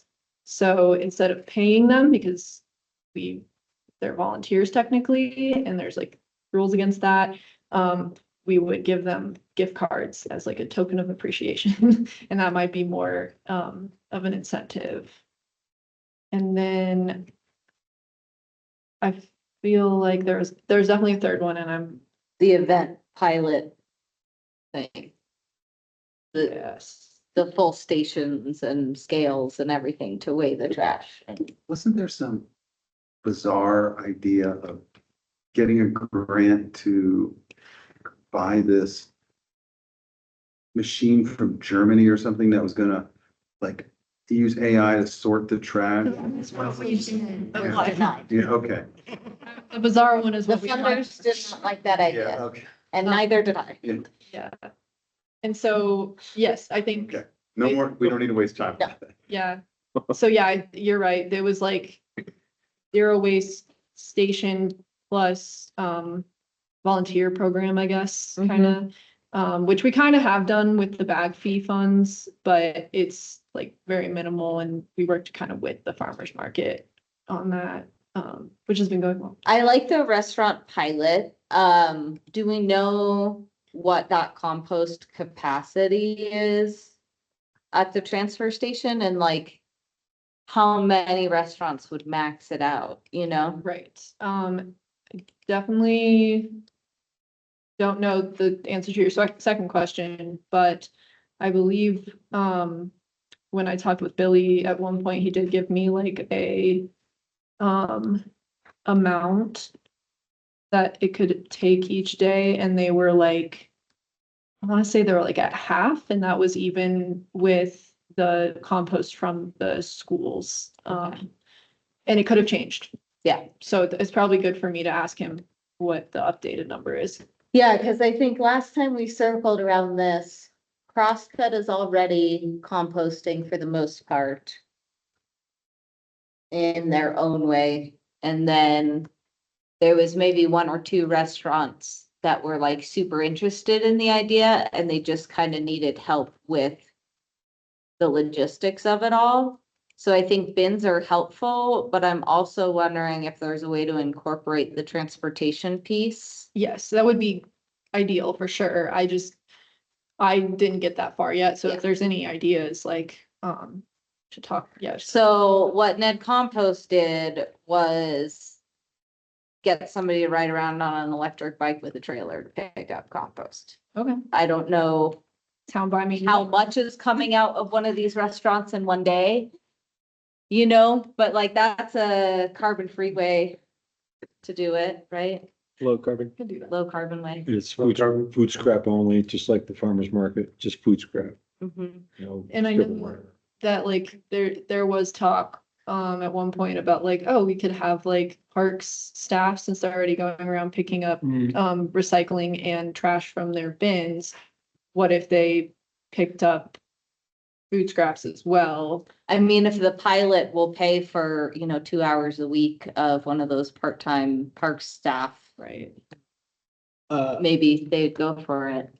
I hear echoes that park staff has got a lot on their plates all the time as Yeah. well, so I Okay, For just, sure. I hear it through the grapevine, so. I don't disagree. Yeah. That's why I'm saying if this grant could maybe add a couple hours to one of those part-time guys. Yeah, Not saying no, Melody- and saying for the record, we know that they're busy. right. Right, for Yeah. sure. Well, I was just thinking back to when we were asking a bunch of restaurants about this. I remember one of the big themes was just places to even store a larger compost bin. That was really tricky for them, especially with the bears and animals down, especially for those First Street restaurants. Yeah, Yeah, so like maybe having a central location where they bring the food scraps to, and it's like all bear proofed off, or the dumpster is bear proof. And then it's just picked up from like that one spot. If we're talking about like. yeah, like if we say there's one, property owner that has maybe a couple restaurants that lease from them. Maybe all those restaurants could use one compost dumpster that then gets picked up from. That was an So- idea that we were talking about before the shopping center burned down. Yeah, Mm, So have you guys heard of the big belly trash cans, the like smart trash Yeah, I've cans mentioned- that? I mentioned those to Nikki and she's like, no, she's like very against it. Well, they make a compost. the, bin. one Okay. of the drawbacks that I know that was specifically mentioned to me, because I talked to Nikki, but I talked to a few other town staffers too, is that they don't have the ability to go check on it more than once a day. And with the capacity that they can take, that's one of their main concerns, is it just getting full so quickly and overflowing and all that. I'm not saying whether or not I agree with it or whether or not, it's valid. I'm just saying that was one of the big concerns that was mentioned to me. I think they also have cans that are compactors too. So they'll actually consolidate that material to not take up as much space. But I was Yes. thinking as far as they have recycling bins and they are animal proof. Last time I checked into it was years ago. They were pretty new. But I wonder if we could have a bin like that. I mean, it'd be really hard to empty it, right? And we wouldn't want them to empty it. We'd want to take it to the transfer station. But, and I guess at that point, it doesn't really make sense. You just would want a dumpster anyways, or some kind of big, waterproof container, animal proof container. But then how would Another- we empty it? Yeah. So one thought is, I remember Nikki telling me that she was concerned about the compactors because it would create so much so much material that's compacted, that it would actually be really, really heavy. And she was worried about like one person being able to like deal with like that heavy of a load, basically. Do we know how much organic matter are we talking about? Is it like on the order of tons per? That is something I don't know. Yeah.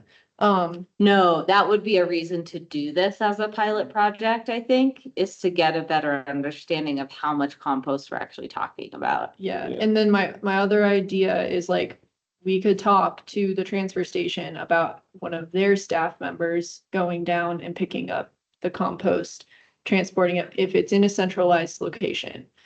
How would they feel about picking it up and bringing it up to the compost? I don't know. That's just like, we could ask them. is what I'm saying. I don't know if they'd be down, but Yeah. The Two other, quick questions. yeah, Sorry, Melanie, two quick questions. So are we just thinking back of the house? Because front of the house, we'd have to be worried about contamination. And then the other question was Western. Western, used to pick up the compost bin at the transfer station. I wonder if they would be willing to transfer. And I don't know if it's a specialized truck, but if they're already up in Ned, they might be able to just like pick it up in downtown Netherland and then take it to the transfer station. And then we just have like a big amount. But I don't know what that would look like going into the in vessel, right? Because right now it's such a small cart. that's a good point too, though. yeah, that'd be interesting to revisit. I remember when Garrett was talking to Western and we were trying to get them to offer residential composting. Their argument was it was gonna cost more CO2 emissions to send a truck up here than what we were gonna save by the amount that was actually composted. So that was several years ago. I think it's worth revisiting, and I'd be curious to see what they say now. But yeah, Melody, if they already background. have a truck up here, I don't know if it's a specialized truck for compost, but if they already are coming for like the construction roll-offs or something like that, and if they could use the same equipment, I wonder if that would be different. And I'm thinking like have a large dumpster, right? Like have a 20-yard covered, maybe Yeah. not 20-yard, that's probably impossible to move because compost is so heavy. But having something like that, tucking around Mitchell, see if we can put it on his property. I mean, the other piece is it's gonna stink, right? Yeah, when you're talking about storing it that big for that long, then I get worried about that. Put it on the Yeah, downwind so side maybe- of town. Maybe like 3 yards. Imagine the bears too. Oh my God, we'd be like Upper Michigan where, oh, let's go. It's 5 o'clock. Let's go sit by the dumpster and watch the bears. Oh yeah.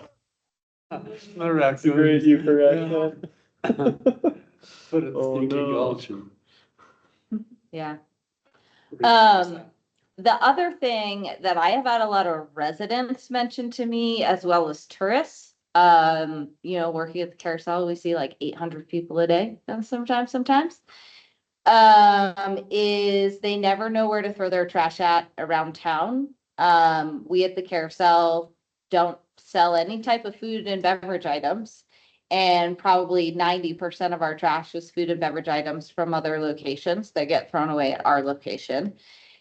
And I know that Parks is struggling with capacity to serve more trash cans around town, but like that's been a big request. And I think there's been some contention of like, should DDA be responsible for that or should town be responsible for that? And I don't want to say one way or the other, but if we're having restaurants use these compostable wares, we need a place for people in town to throw them away in the compost and then have it actually be composted. And that's one piece that we are, I think, lacking in right now.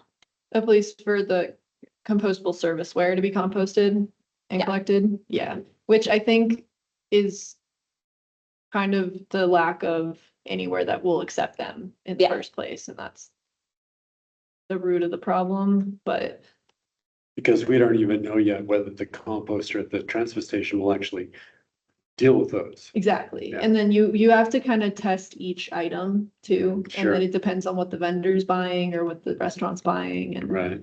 yeah, so it's like very complicated. But we did install a new trash recycling bin on the east side of First Street down by the alpaca store, I want to say. And then we installed one across from the visitor center. And I know it's still not enough, but we got the DDA to pay for those. So that was cool. Across from the visitor center. Like next to the bridge.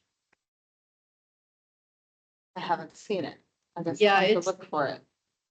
Yeah, I wonder if now that Caribou's gone, did they have trash cans at the shopping center? So I'm like, No. is there anything over there that, is No. there any trash cans? Yeah, No. No, just probably. because it's private property, and if we put up a trash can, it's a nuisance. It just attracts trash. Yeah, Is that recycle and landfill at those two new yes, locations? that is. Not Yeah. compost? No, yeah, No. we're not accepting. We don't have compost at any of the town trash stations. Public trash stations. Okay, well, it's all really good info. And I think what I need to do next is kind of compile it, talk to some folks such as Parks and in the transfer station and figure out what might work. And then I believe the grant is gonna open.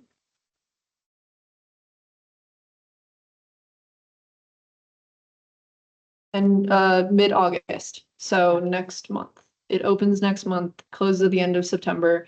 So the next SAD meeting, I should have a more robust proposal for you all to review. Yeah. What's next? I just sent you a bunch of potential graphics to put up. Cool. There's theoretically humorous. Great. Next thing is energy subcommittee. I don't think there's any updates, but I wanted to give a recap of what we talked about last time because you were not here and Thank you. just get us all on the same page, which I believe is, and correct me if I'm wrong, we know we have a natural gas statement to work on. We're still kind of waiting to get that BOT feedback. Same with what we're waiting on PI before we put more time and energy into that. Is that what I understood? I think. Think so. Okay. That sounds at least reasonable. So that's where we're at on energy subcommittee. So any other thoughts on that? Just cast top of your report, solar and battery group buy. Yeah, If we wanted to think about how we can get more people signed up for that, even though the solar tax credits are gone. That's good. I believe TPO is still available. Third-party ownership still gets you access to the battery tax credit. Till the end of the year, or does that go away after? What? Does that go away at the end of the year? I'm not sure when it ends. You're gonna have to look it up. I can look that up. Yeah.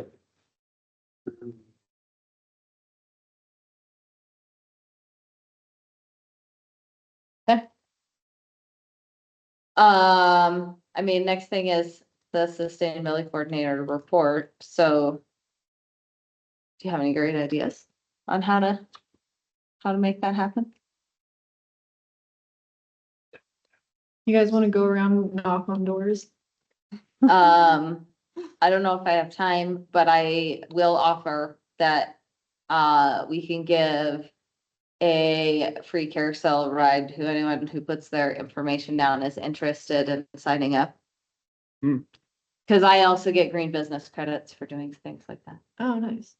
Well, so we do track the number of registrations.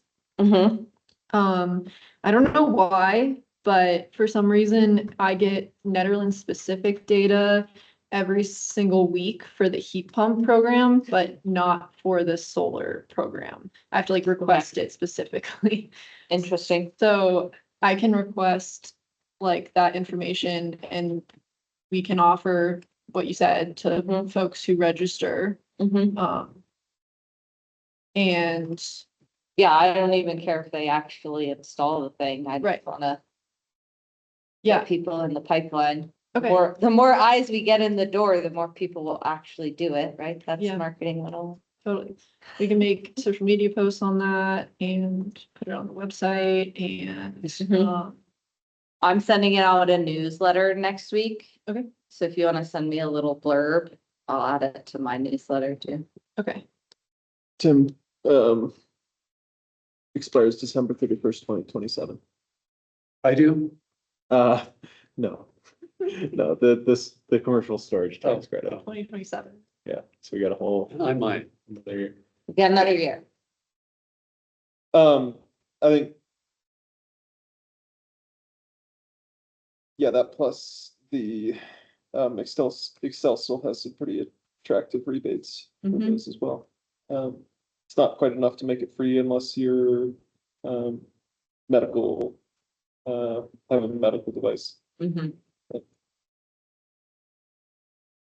Helps.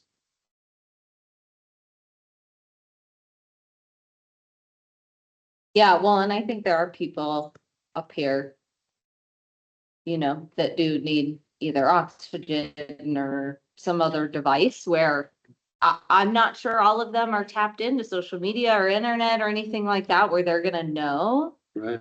And Yeah. so being able to connect people with that rebate, like, could be really important. Yeah. Yeah, especially for, yeah, I'm sure there are folks here who need, yeah, oxygen. There was another rebate that we were told not to advertise because it's not for just anybody. I think it was like maybe specifically for low income, and I don't know if I'll be able to find it in my email, but I think it was a while ago. There was the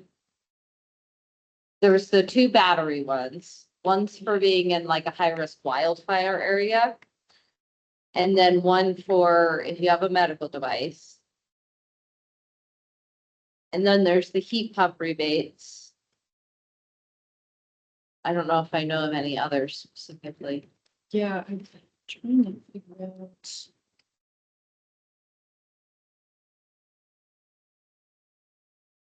It was basically like, if you know of anyone in your community, like send this information to them. Specifically. Okay. Yeah, okay, no. It's not it. Yeah, I told Britt and she said if she ever like, if someone like came in asking about that, then she would pass it along, but it was kind of weird because we weren't really allowed to advertise it, Yeah, so. I think that the wildfire one that I'm seeing, which is the high value one, is for medical,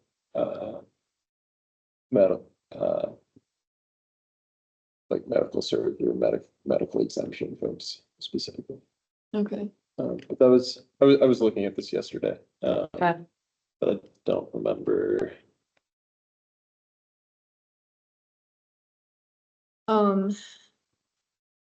The one I'm thinking of is, it's not necessarily for medical devices. It's for specific zones in Colorado that Excel has designated. And the trade-off is that basically they get to control your battery and use it for load whenever they so choose as part of like a test. Yeah, I was looking at. I saw both of these. I know the one you're talking about. Yeah, the PSPS backup battery rebate program. Yeah. So you have to live in a tier 2 or tier 3 wildlife risk area to qualify. I'm only seeing that for medical needs.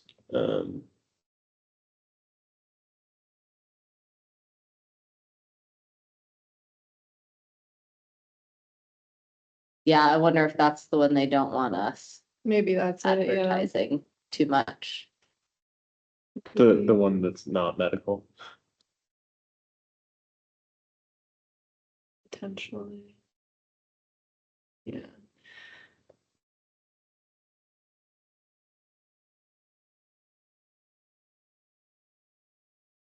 Oh, it was Energy Smart Boulder County. If you qualify low income, you get a free cooling unit. Okay. So I don't know if that's still happening. So And are they still at 80% AMI to qualify, or did they lower that? Cause I know that they had to change it recently. um, the Renewable Battery Connect, which is an Excel program, it's not specific to BSPS event Okay, places. It's a lower level, it's like 250 a KW, which is like vaguely yeah, like 20%, 10 to 20% of the system. But for low income, it's up to 1,000, which is most of a system, but they cap it at equipment cost only. So you still you still probably pay cover installation. more than half the battery, like half the total cost.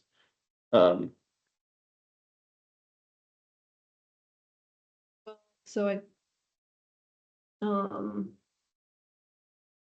this is saying at or above a 100% AMI.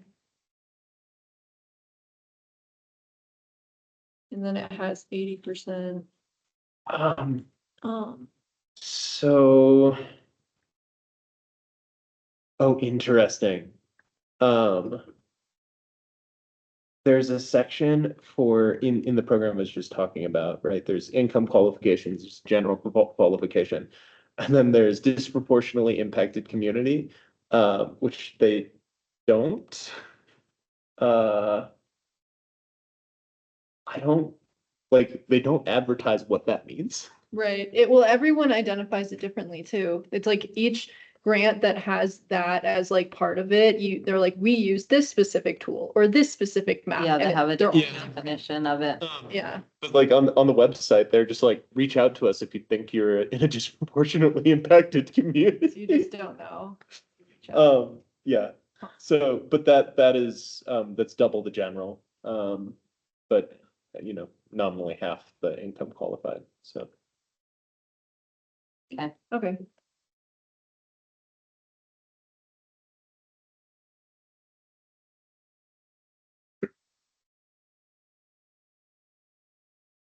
Should I continue with the?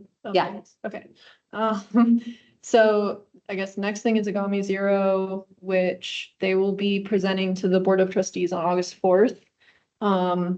I will have an aim with SAB's recommendation and some of Drive Clean Colorado's points, and they will be doing Agami Zero will be doing the presentation and it'll be discussion items. So, the board will essentially give us the go ahead or no go ahead if they want us to keep working with Agami Zero or stop working with them. What's the date on that again? They're the hydrogen powered EV charging No, station. but the date of the Oh, sorry, presentation. August 4th. Yeah, so it's their next meeting. That'll be interesting. Yes, I mean, it's completely free, but you do have to put it somewhere, and I feel like the site location would be contentious. So, I would hesitate to say there's anything in this town that's not contentious. right. Yeah, Let's just make sure that we have a surety or some other kind of financial mechanism so that that it can be removed Mhm. if they don't have the funds to do so. totally, yeah. I'm sure legal will take care of that. Yeah, and I told them that directly. I said that needs to be in like a contract, and if we did move forward, we'd have like the contract reviewed by our legal counsel and all those things, so yeah, so it's still important to note that, especially for the BOT. And then we talked about Excel, extended producer responsibility. There's been no movement on that. So we're still, well, I'm waiting for action to be taken at the town level. And then we can probably move forward with, at least the joint service agreement with CAA. And then, after we have that joint service agreement, we can do an intergovernmental agreement with Boulder County for the services that they will be performing. And that will go before the board as an action item. I just don't have a timeline on that. For the EV charger, we put an out of order sign on the charger finally. Just so people stop trying because we turned it off fully. And then we are working with Boulder County, Win Marion, and Excel to try and get a rebate to offset some of the costs of purchasing a new fast charger. Their application system is like experiencing technical issues, so we were supposed to submit it today, but they didn't even send us the link to it, and they said we're like in the queue, so we're just kind of waiting for them to send us that application. And then the other thing that's not on here is that we just sent off like a certified legal letter via FedEx to FSEC, the company that owns the inoperable charger, basically asking them to either repair it and actually repair it where it works and check that it works, completely replace the charger, or give us a full or partial refund. So we sent that letter off and hopefully that does something. Charge points charger is working fine. We're making a lot of money as expected for summer months. And see a lot of people using it.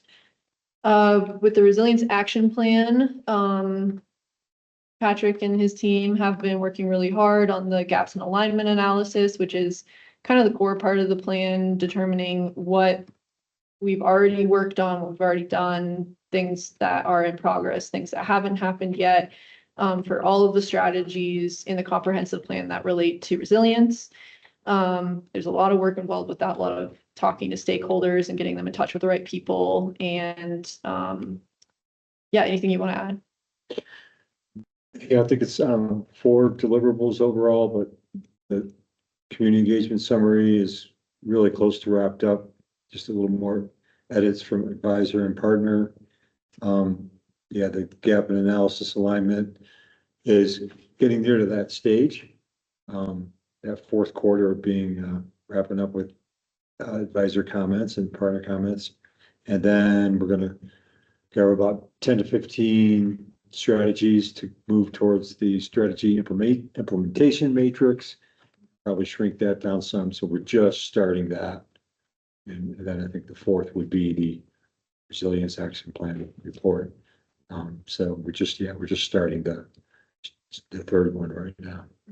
Yeah, and the plan itself will just kind of be a compilation of everything you've done in like a plan that the BOT can hopefully adopt. Can go back to the chart. Yeah, yeah. Has the town considered a different model here of instead of getting a grant to get its own charger and then being responsible for it, a site host agreement with a company that provides this service? Because apparently that's something that's fairly common. And that's a lot of the chargers you see the municipality provides. The space, maybe the hookup. And I'm just looking at this thing here that, you know, small towns are somewhat marginal for Electrify America or ChargePoint to operate their own charger. But they would, I think the town would be much better off having someone like, just to throw a name out there, not that I love them, Electrify America, being responsible for it, and then, you know, getting some money from it. Mhm. And not having town staff bothered by dealing with chargers and their maintenance and repairs and defective units, things like that. Just a thought. Yeah, that's a good thought. We haven't, like, we're not set on buying our own charger. I think that was like the model that has been done in Netherlands. That's what we were following, but there's definitely something to be said. I mean, ChargePoint has level 3 chargers. I've used them. Mhm. We already have 2 level 2 charge points, so. Yeah. And the thing is, it might be attractive to one of the companies because the infrastructure is already there, Right. right? It's already wired for it. They just have to put in their own unit Yeah. or units. And there they go. I mean, Mhm. I don't know if this is an easy thing to do. I don't know that they're interested, but in the summer, we get a lot of traffic. Yeah, It might be worth at least a preliminary exploration of what that looks like. Well, and I was trying to total up what it would look like if we were to purchase our own just to replace the one that we have. Mhm. And it's even more than I was expecting, and especially because if we want to qualify for Excel's rebates, each port has to be 150 kilowatts. And that just means we have to get a fancier charger, and then we have to check that like the breaker and everything that is set up is actually enough for that big of a charger, or that much power output, so. Yeah, that, it might be easier just to go Yeah, with I mean, someone else. my suggestion would be to find out who at these companies Mhm. uh, is in charge of these things and Yeah. reach out to them and maybe get some bids. I don't Or, know. or even Drive Clean Colorado might have people that, like, Yeah, companies that they could send Yeah. us up. Yeah, Right. I'm sure. yeah. I that they mean, did. frankly, the gold standard are the Tesla superchargers, but we don't have, they would want to put in a bunch and we don't have a spot for them to put in a bunch. Right. Yeah. And I don't think we have the kind of traffic that they would want. Oh, Erica, yeah, I see your hand.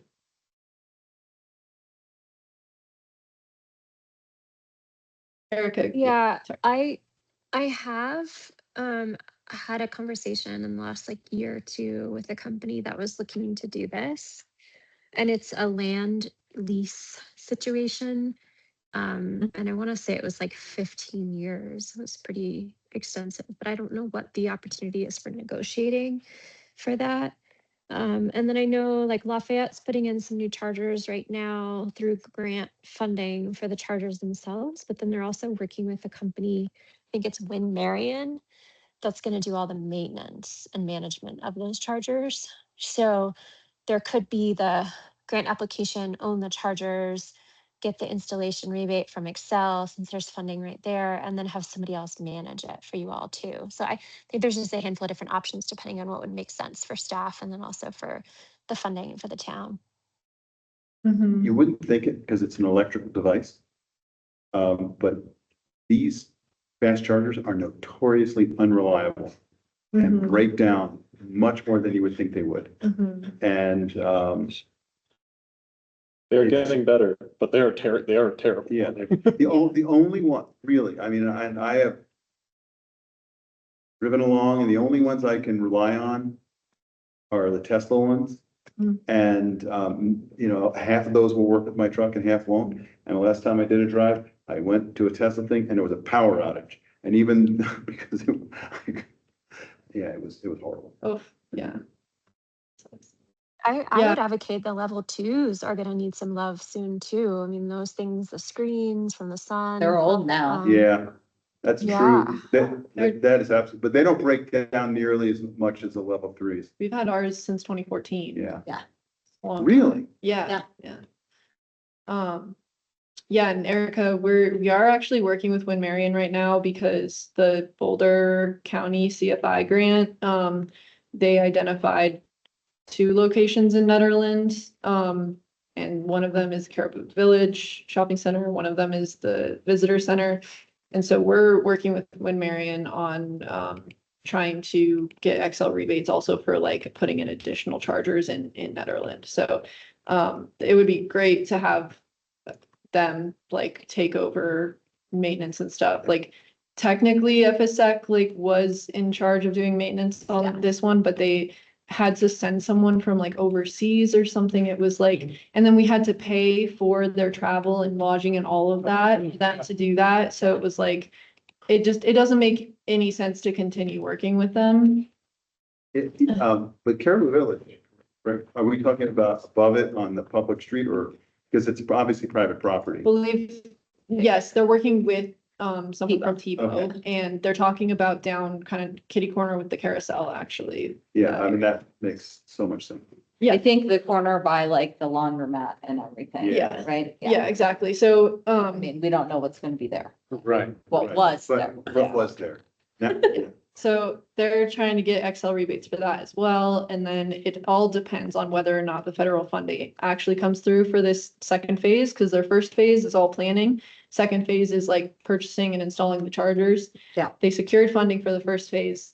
They're still waiting to hear if they get funding for the second phase. So at least they've done like the site plans and all of that work. And so we can use that if we like apply for charge ahead or something, but Yeah. it would be great to actually get that other funding as well. Yeah. But thank you for that note, because I think that is worth looking into. Where were we? Okay, CC4CA? yeah, so that one, the Board of Trustees did approve the policy statement on the consent agenda at the last meeting. So that was adopted. I believe Britt mentioned that we got the local impact accelerator grant at the last meeting. So that is in progress of being finalized with scope of work and budget. But at this point, like, it's just little things, little wording issues and making sure like we understand this and that. And when that is anticipated to begin in September, that's when we can like start issuing like an RFP for the ADU ordinance work. Amazing. Yeah, so that's exciting. And Cass, that's such a big deal. I just want to pause for a second. Like, that's a huge deal. Like, Yeah. I don't know if Netherlands received grants over $1 million. If they have, it hasn't been that many. So congratulations. Yeah, I think maybe once and twice for the wastewater treatment facility. probably. But that's because that's a multi-million-dollar facility. I don't think the town shop grant we got was even that big to build that new town shop. So yeah, great job, Cass. Thank you. Appreciate that, Erica. Yeah, it's a big grant and a lot of work, but it is exciting. And then speaking of other grants, Dr. Cog's Building Policy Collaborative Jurisdictional Subaward, their second round is happening now, and we are applying for funding to make me full-time and do work on building decarbonization efforts. But we are trying to combine it with some town funding so that I can continue doing the other work that I'm doing as sustainability coordinator, like with working with EV chargers, bag fee, zero waste stuff. And yeah, so that is due at the end of this month, and then hopefully we will learn in a couple months if we got that, and then should start receiving that funding in January. And then the last thing I have is there is a film and panel all focused on like climate action and sustainability stuff happening downstairs at the Backdoor Theater on August 13th. So this is part of a film tour. The Adam Palmer Sustainability Fund is basically the kind of the reason that this film is happening. It's supporting that sustainability fund. And the film is called The Casual Enormity of Adam Palmer. And Adam Palmer was a sustainability manager for for Eagle County. And he did a lot of really inspiring work and made a really big impact on the community in a lot of different ways, not just with climate action. I never had the chance to meet him, but from what I've heard, it sounds like he was really great guy, really inspiring. And it's going to be cool to have a whole movie about that and about sustainability work at our theater. And yeah, there's going to be a panel afterwards. So if there's anyone you think of that you're like, oh, this person's like great public speaker or should definitely be on this panel, let me know. Also, any of you, because I did mention the sustainability board is doing great work, and reached out to Erica and Melody because I figured at least a couple of people should be represented on the panel. But if any of you have like a desire to be on the panel, please let me know. Or know somebody who would be great to be on the panel. Exactly, yeah. I think I will also be on the panel just to speak to like the current initiatives we're doing. And then I talked to Jill Dreves, so hopefully Jill will be on the panel. And then, or someone else from Wild Bear, but probably Jill. And then, I was thinking the Mountain Research Station, Mhm. was another one. I don't know anyone up there, so if anyone has a contact, I just found some Mhm. emails online. Cass, I don't know. that's Jen Jen. Morris. She's the manager. Yeah. Yeah, Jen Morse. Is that Jen Lauren's Morris. mom? I'll get her. Email for Is you. that Lauren's mom? And you Yeah. may want to also think about just reaching out to whoever does public relations for CU. Mhm. They would probably, because they'd probably have to get approval from them anyway, so that may be the direct approach to go to them first. Right. Okay, yeah. I don't know that I've met Jen. She was on SAB. She'd been on SAB, okay. Yeah, she's great. She's from Cass, Syracuse. you know her. You've skied with her and her cousin, Carrie. I skied with her? Yeah, for sure. Aren't you friends with Carrie in Frisco? Oh my gosh, that Jen, yes. Yeah. Wait. That's the Yeah, same. blonde. One and Yeah. the same. Yep. Oh, She's been the okay. I manager. don't know why I She's didn't been- put that together. I don't Well, think so I knew she's her last name. she's super dynamic because she was part of the 100% commitment. She was like the impetus for CC4CA, for Netherland joining. And then she also has been the Mountain Research Station manager for a long time. So she's got an interesting perspective to bring. I could literally get her phone number probably easily. Yeah, I just sent you her email. Okay, Um, awesome. I'll start with that. Yeah. Thank you. I'll be like, hey, remember me? We skied together. yeah, I don't know if I can do August 13th or not. Okay, Yeah, I would love to attend, okay. but I can't. Yeah, and it is a paid event. And I think tickets are like $15. If I were in town, I'd be happy to pay and attend, but Well, share it with people you know. Yeah, And yeah. Let me know if there's anyone else you think of. Cass, are you finalizing the panel and the questions and stuff? Because I'm just not sure.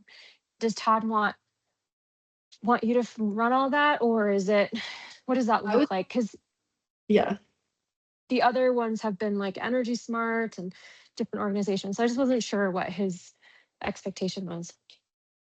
that's a good question. I told him I would connect him with people, which is why I sent out all those emails. But I did not offer to like put the panel together. Just because I didn't know if that was like really allowed as with my role with town. So I mean, capacity wise, it would be great if he can do it and we can just help facilitate those connections. yeah. Yeah. I agree. That doesn't seem like his expectation from what I read in the emails. So I don't know if we want to just clarify that Okay. with him. Yeah, I might call him tomorrow and check. Cause he sent like an outline to, I don't know if he sent this to everybody. But he did ask for like questions and discussion topics. Yeah.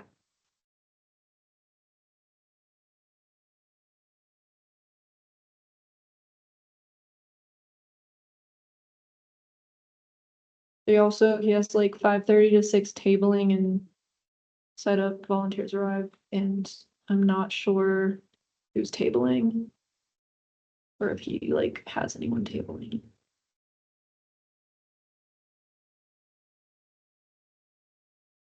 I also don't know if this is what he's looking for at all, but, is it Matthew, our newest BOT member? Has done a lot of work in like the creative side of climate change film work. Right, So I don't know if that's somebody to add to the list or not. that's true. And then Topher is like written a lot, right? Like he's, Yeah. Yeah.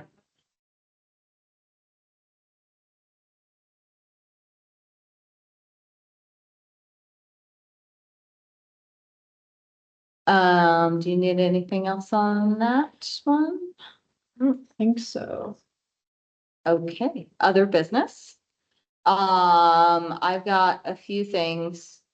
One is, and I meant to reach out earlier to folks and I didn't. There was a, governor's office meeting today that they did about, just the roadmap for the future of Colorado and climate change. And I was the only person they had on the contact for Netherland. So I wanted to double check. Cass, can I add you to their contact list for Netherland? And then did anyone else want to be on that kind of list? I don't know if they're going to do anything in the future, but it's basically the governor's office focusing on climate. I'd like to be on the list. Yeah, Tim, okay. I will, give her your guys' information, so that way we're all on there when they do, Sweet. stuff to reach out. The other one is, the scorecard for Teens Inc. I thought I had sent out a link and I did not see anybody fill it out or start to fill it out. So, let me know if you did not get that scorecard link. And I could send it to you and, then please fill it out. I will forward it again. Probably good, yeah, just so it's at the top of. I don't know. I don't know what the town thing does after I send emails, because the ones I send, I don't get, right? Because I sent them. Right, I mean, I So, received, well, you guys received the agenda from Melody? Yeah. Okay,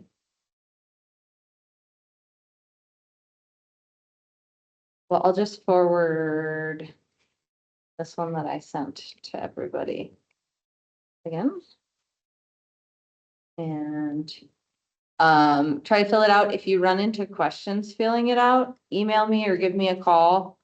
And I can find a time to get together with you and make sure everybody feels good about it.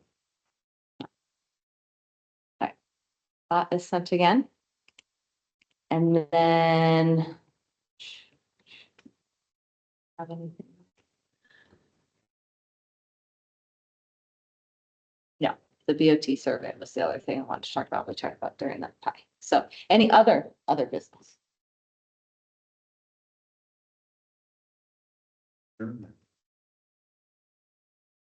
All in favor? Okay, Aye. wait, maybe. We're Yeah, looking for another Wait, board. hold member. on. yeah, we are looking for another board member. And there's someone who's been attending an awful lot. Yeah. I'm, I heard we're not looking adjourn. your Hint, way. hint, wink, wink. I heard adjourn. Yeah, maybe after I finish the capstone program. See, you're here anyway. I'm here anyway. All right, I'll think about it more seriously. Yeah. Okay. Thank- at I least was one gonna, knows you. Thanks for the consideration. Go ahead, Erica. I was also gonna say, so I've been hearing this theme of this disconnect between us and the Board of Trustees. What would you all think about if we each invited a BOT member out to coffee between now and like the next meeting, or at least just tried to do that? I think it could be a cool way to just reach out and try to change this narrative that has been coming up pretty consistently for a while.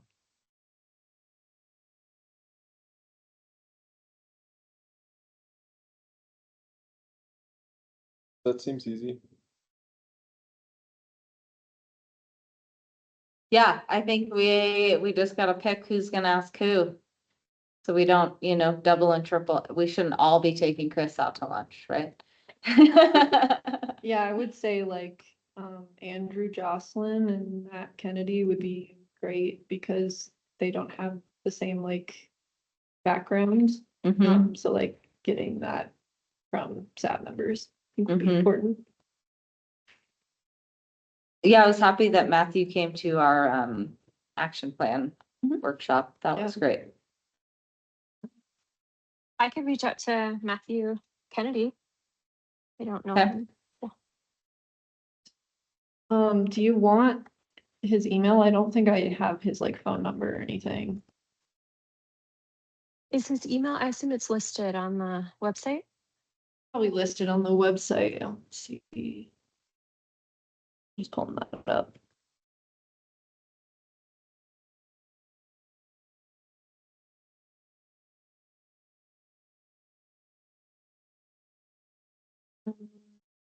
Has to prove I'm a human first.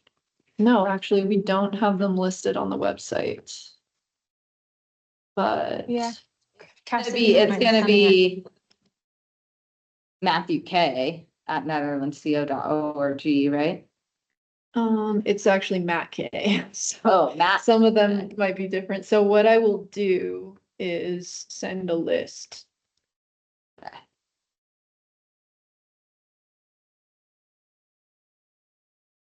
Who wants to invite Andrew?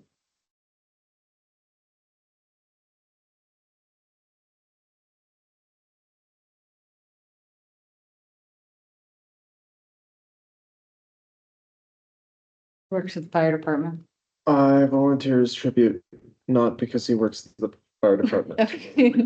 I know, I was Just just to be trying to clear. give people a match there. What is Andrew's, he said it's not on the website. No, I'm gonna send a list of all of them to SAB. You have them. Jocelyn. Andrew J at Netherlands.org, yeah. Who wants to invite? There's Chris, Topher, Nicole, Luke, and Billy. I'm probably gonna see Luke. So do him too, You gonna do him too? Yeah. Okay. as long as I can squeeze it into other things. How about Chris?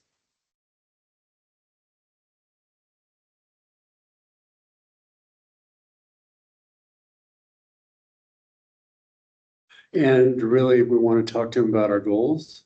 Yeah, I was gonna ask what's our agenda? I think we're looking at background information of why this is like kind of common sense next steps. And not that we're trying to be the best of the best and the top of the top and use all the town resources. And like, this is free stuff, not gonna cost the town a bunch of money.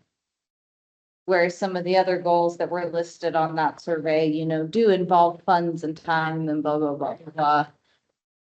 Like just that background information so that we aren't starting with a gap of information to begin with.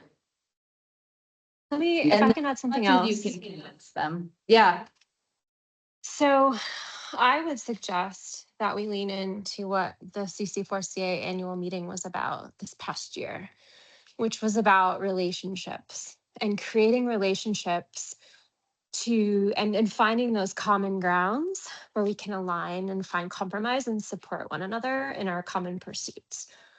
So yes, absolutely talk about goals, talk about SAB initiatives, but I think it's also like, I could see this as like a relationship building exercise, right? Because that's really what matters, is that trust, that understanding, that authenticity.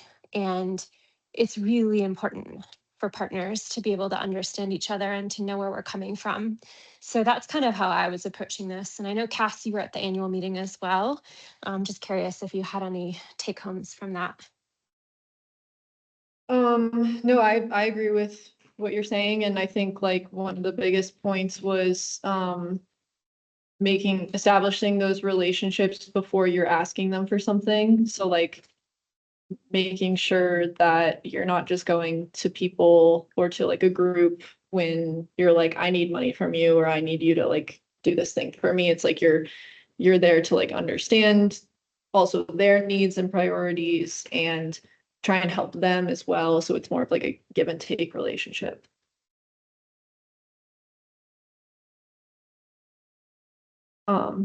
That being said, if anyone wants to meet Nicole, you could meet her on Friday next week. She's already gonna be at coffee at 8 a.m. 8 a.m. at New Moon. Yes. Okay. And those events, those like town talks don't typically get many people. So you probably have a pretty good chance of like talking with her directly and not getting like crowded out, basically. That's the next Friday. I can do that. Yeah, okay, awesome. Chris Larson, I do think Chris is probably very busy, but I think it's still worth asking him out to coffee.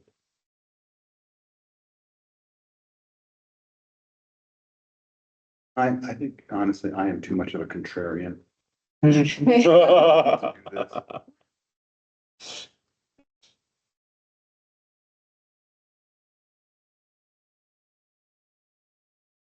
I feel like Billy and Chris are fairly supportive of SAB. Yeah. Work anyway, but I think they are. if anyone wants to invite them out specifically, you're welcome to. I will put their emails in here. Cass, you can add to my list, and I'm going to invite Rich on the SAB board out to coffee as well. Okay. Yeah, so Just not at the same time as a BOT Right. member. yeah. Because then we have to. Just post kidding, it. Do we have Rich. to- Just I kidding, will Rich. note, I don't drink coffee. Oh, tea? Contrarian. Tea I drink. How do- Tea. How do we coordinate so we don't all show up at the same Coffee shop. We can't email each other That would be so to funny. to make sure we're not there. Pick next Thursday morning. Get another coffee shop back. Yeah. I don't know if I'm gonna be around next week or not. I have this whole thing going on, so I don't know if I'm gonna be around or not. Which is why I haven't put my hat in the ring, but if I'm gonna be around, I'm happy to talk to Chris. Well, I'll be at New Moon. You go to the trains, cars. There you go. Go to the different. Someone else go to NetGen and Get some donuts. It's donuts. Well, Oh, sorry, we were trying to do this next week. if you can't, if you Oh, need to, no, next month. fine, yeah, Oh, okay. Yeah. Next month, yes. Next week. before the next SAB meeting. Tim, do you like the msn.com email? Yeah. Okay. I think I have your library email Okay. too, so I just wasn't sure. yeah. I feel like that's we've much. fed a fed horse at this point, but I appreciate y'all humoring me. I'm hopeful that just a couple coffee chats, right? Like we can help just with that understanding and maybe teasing out that division that we're feeling at times. So thanks, everyone. Okay, can we go back to the move to adjourn? Yeah. Adjourned. I renew my Favor. motion. Aye. Aye. Hi. Any opposed? Hearing none, meeting is adjourned at 9:15 PM. Thank you, everybody, for the meeting again. Thanks, y'all. We're doing pretty good on the meeting timing these days. Pretty good. Yeah, that was good. It was also not a very full agenda. It was not. So We filled it. There was a lot of, that's what I said. I kind of expected pie was gonna go for a while, because that's kind of the big thing right now. Thanks, Erica. I'll see ya. See y'all. All right. Uh, Thanks. Bye, everybody. Aye.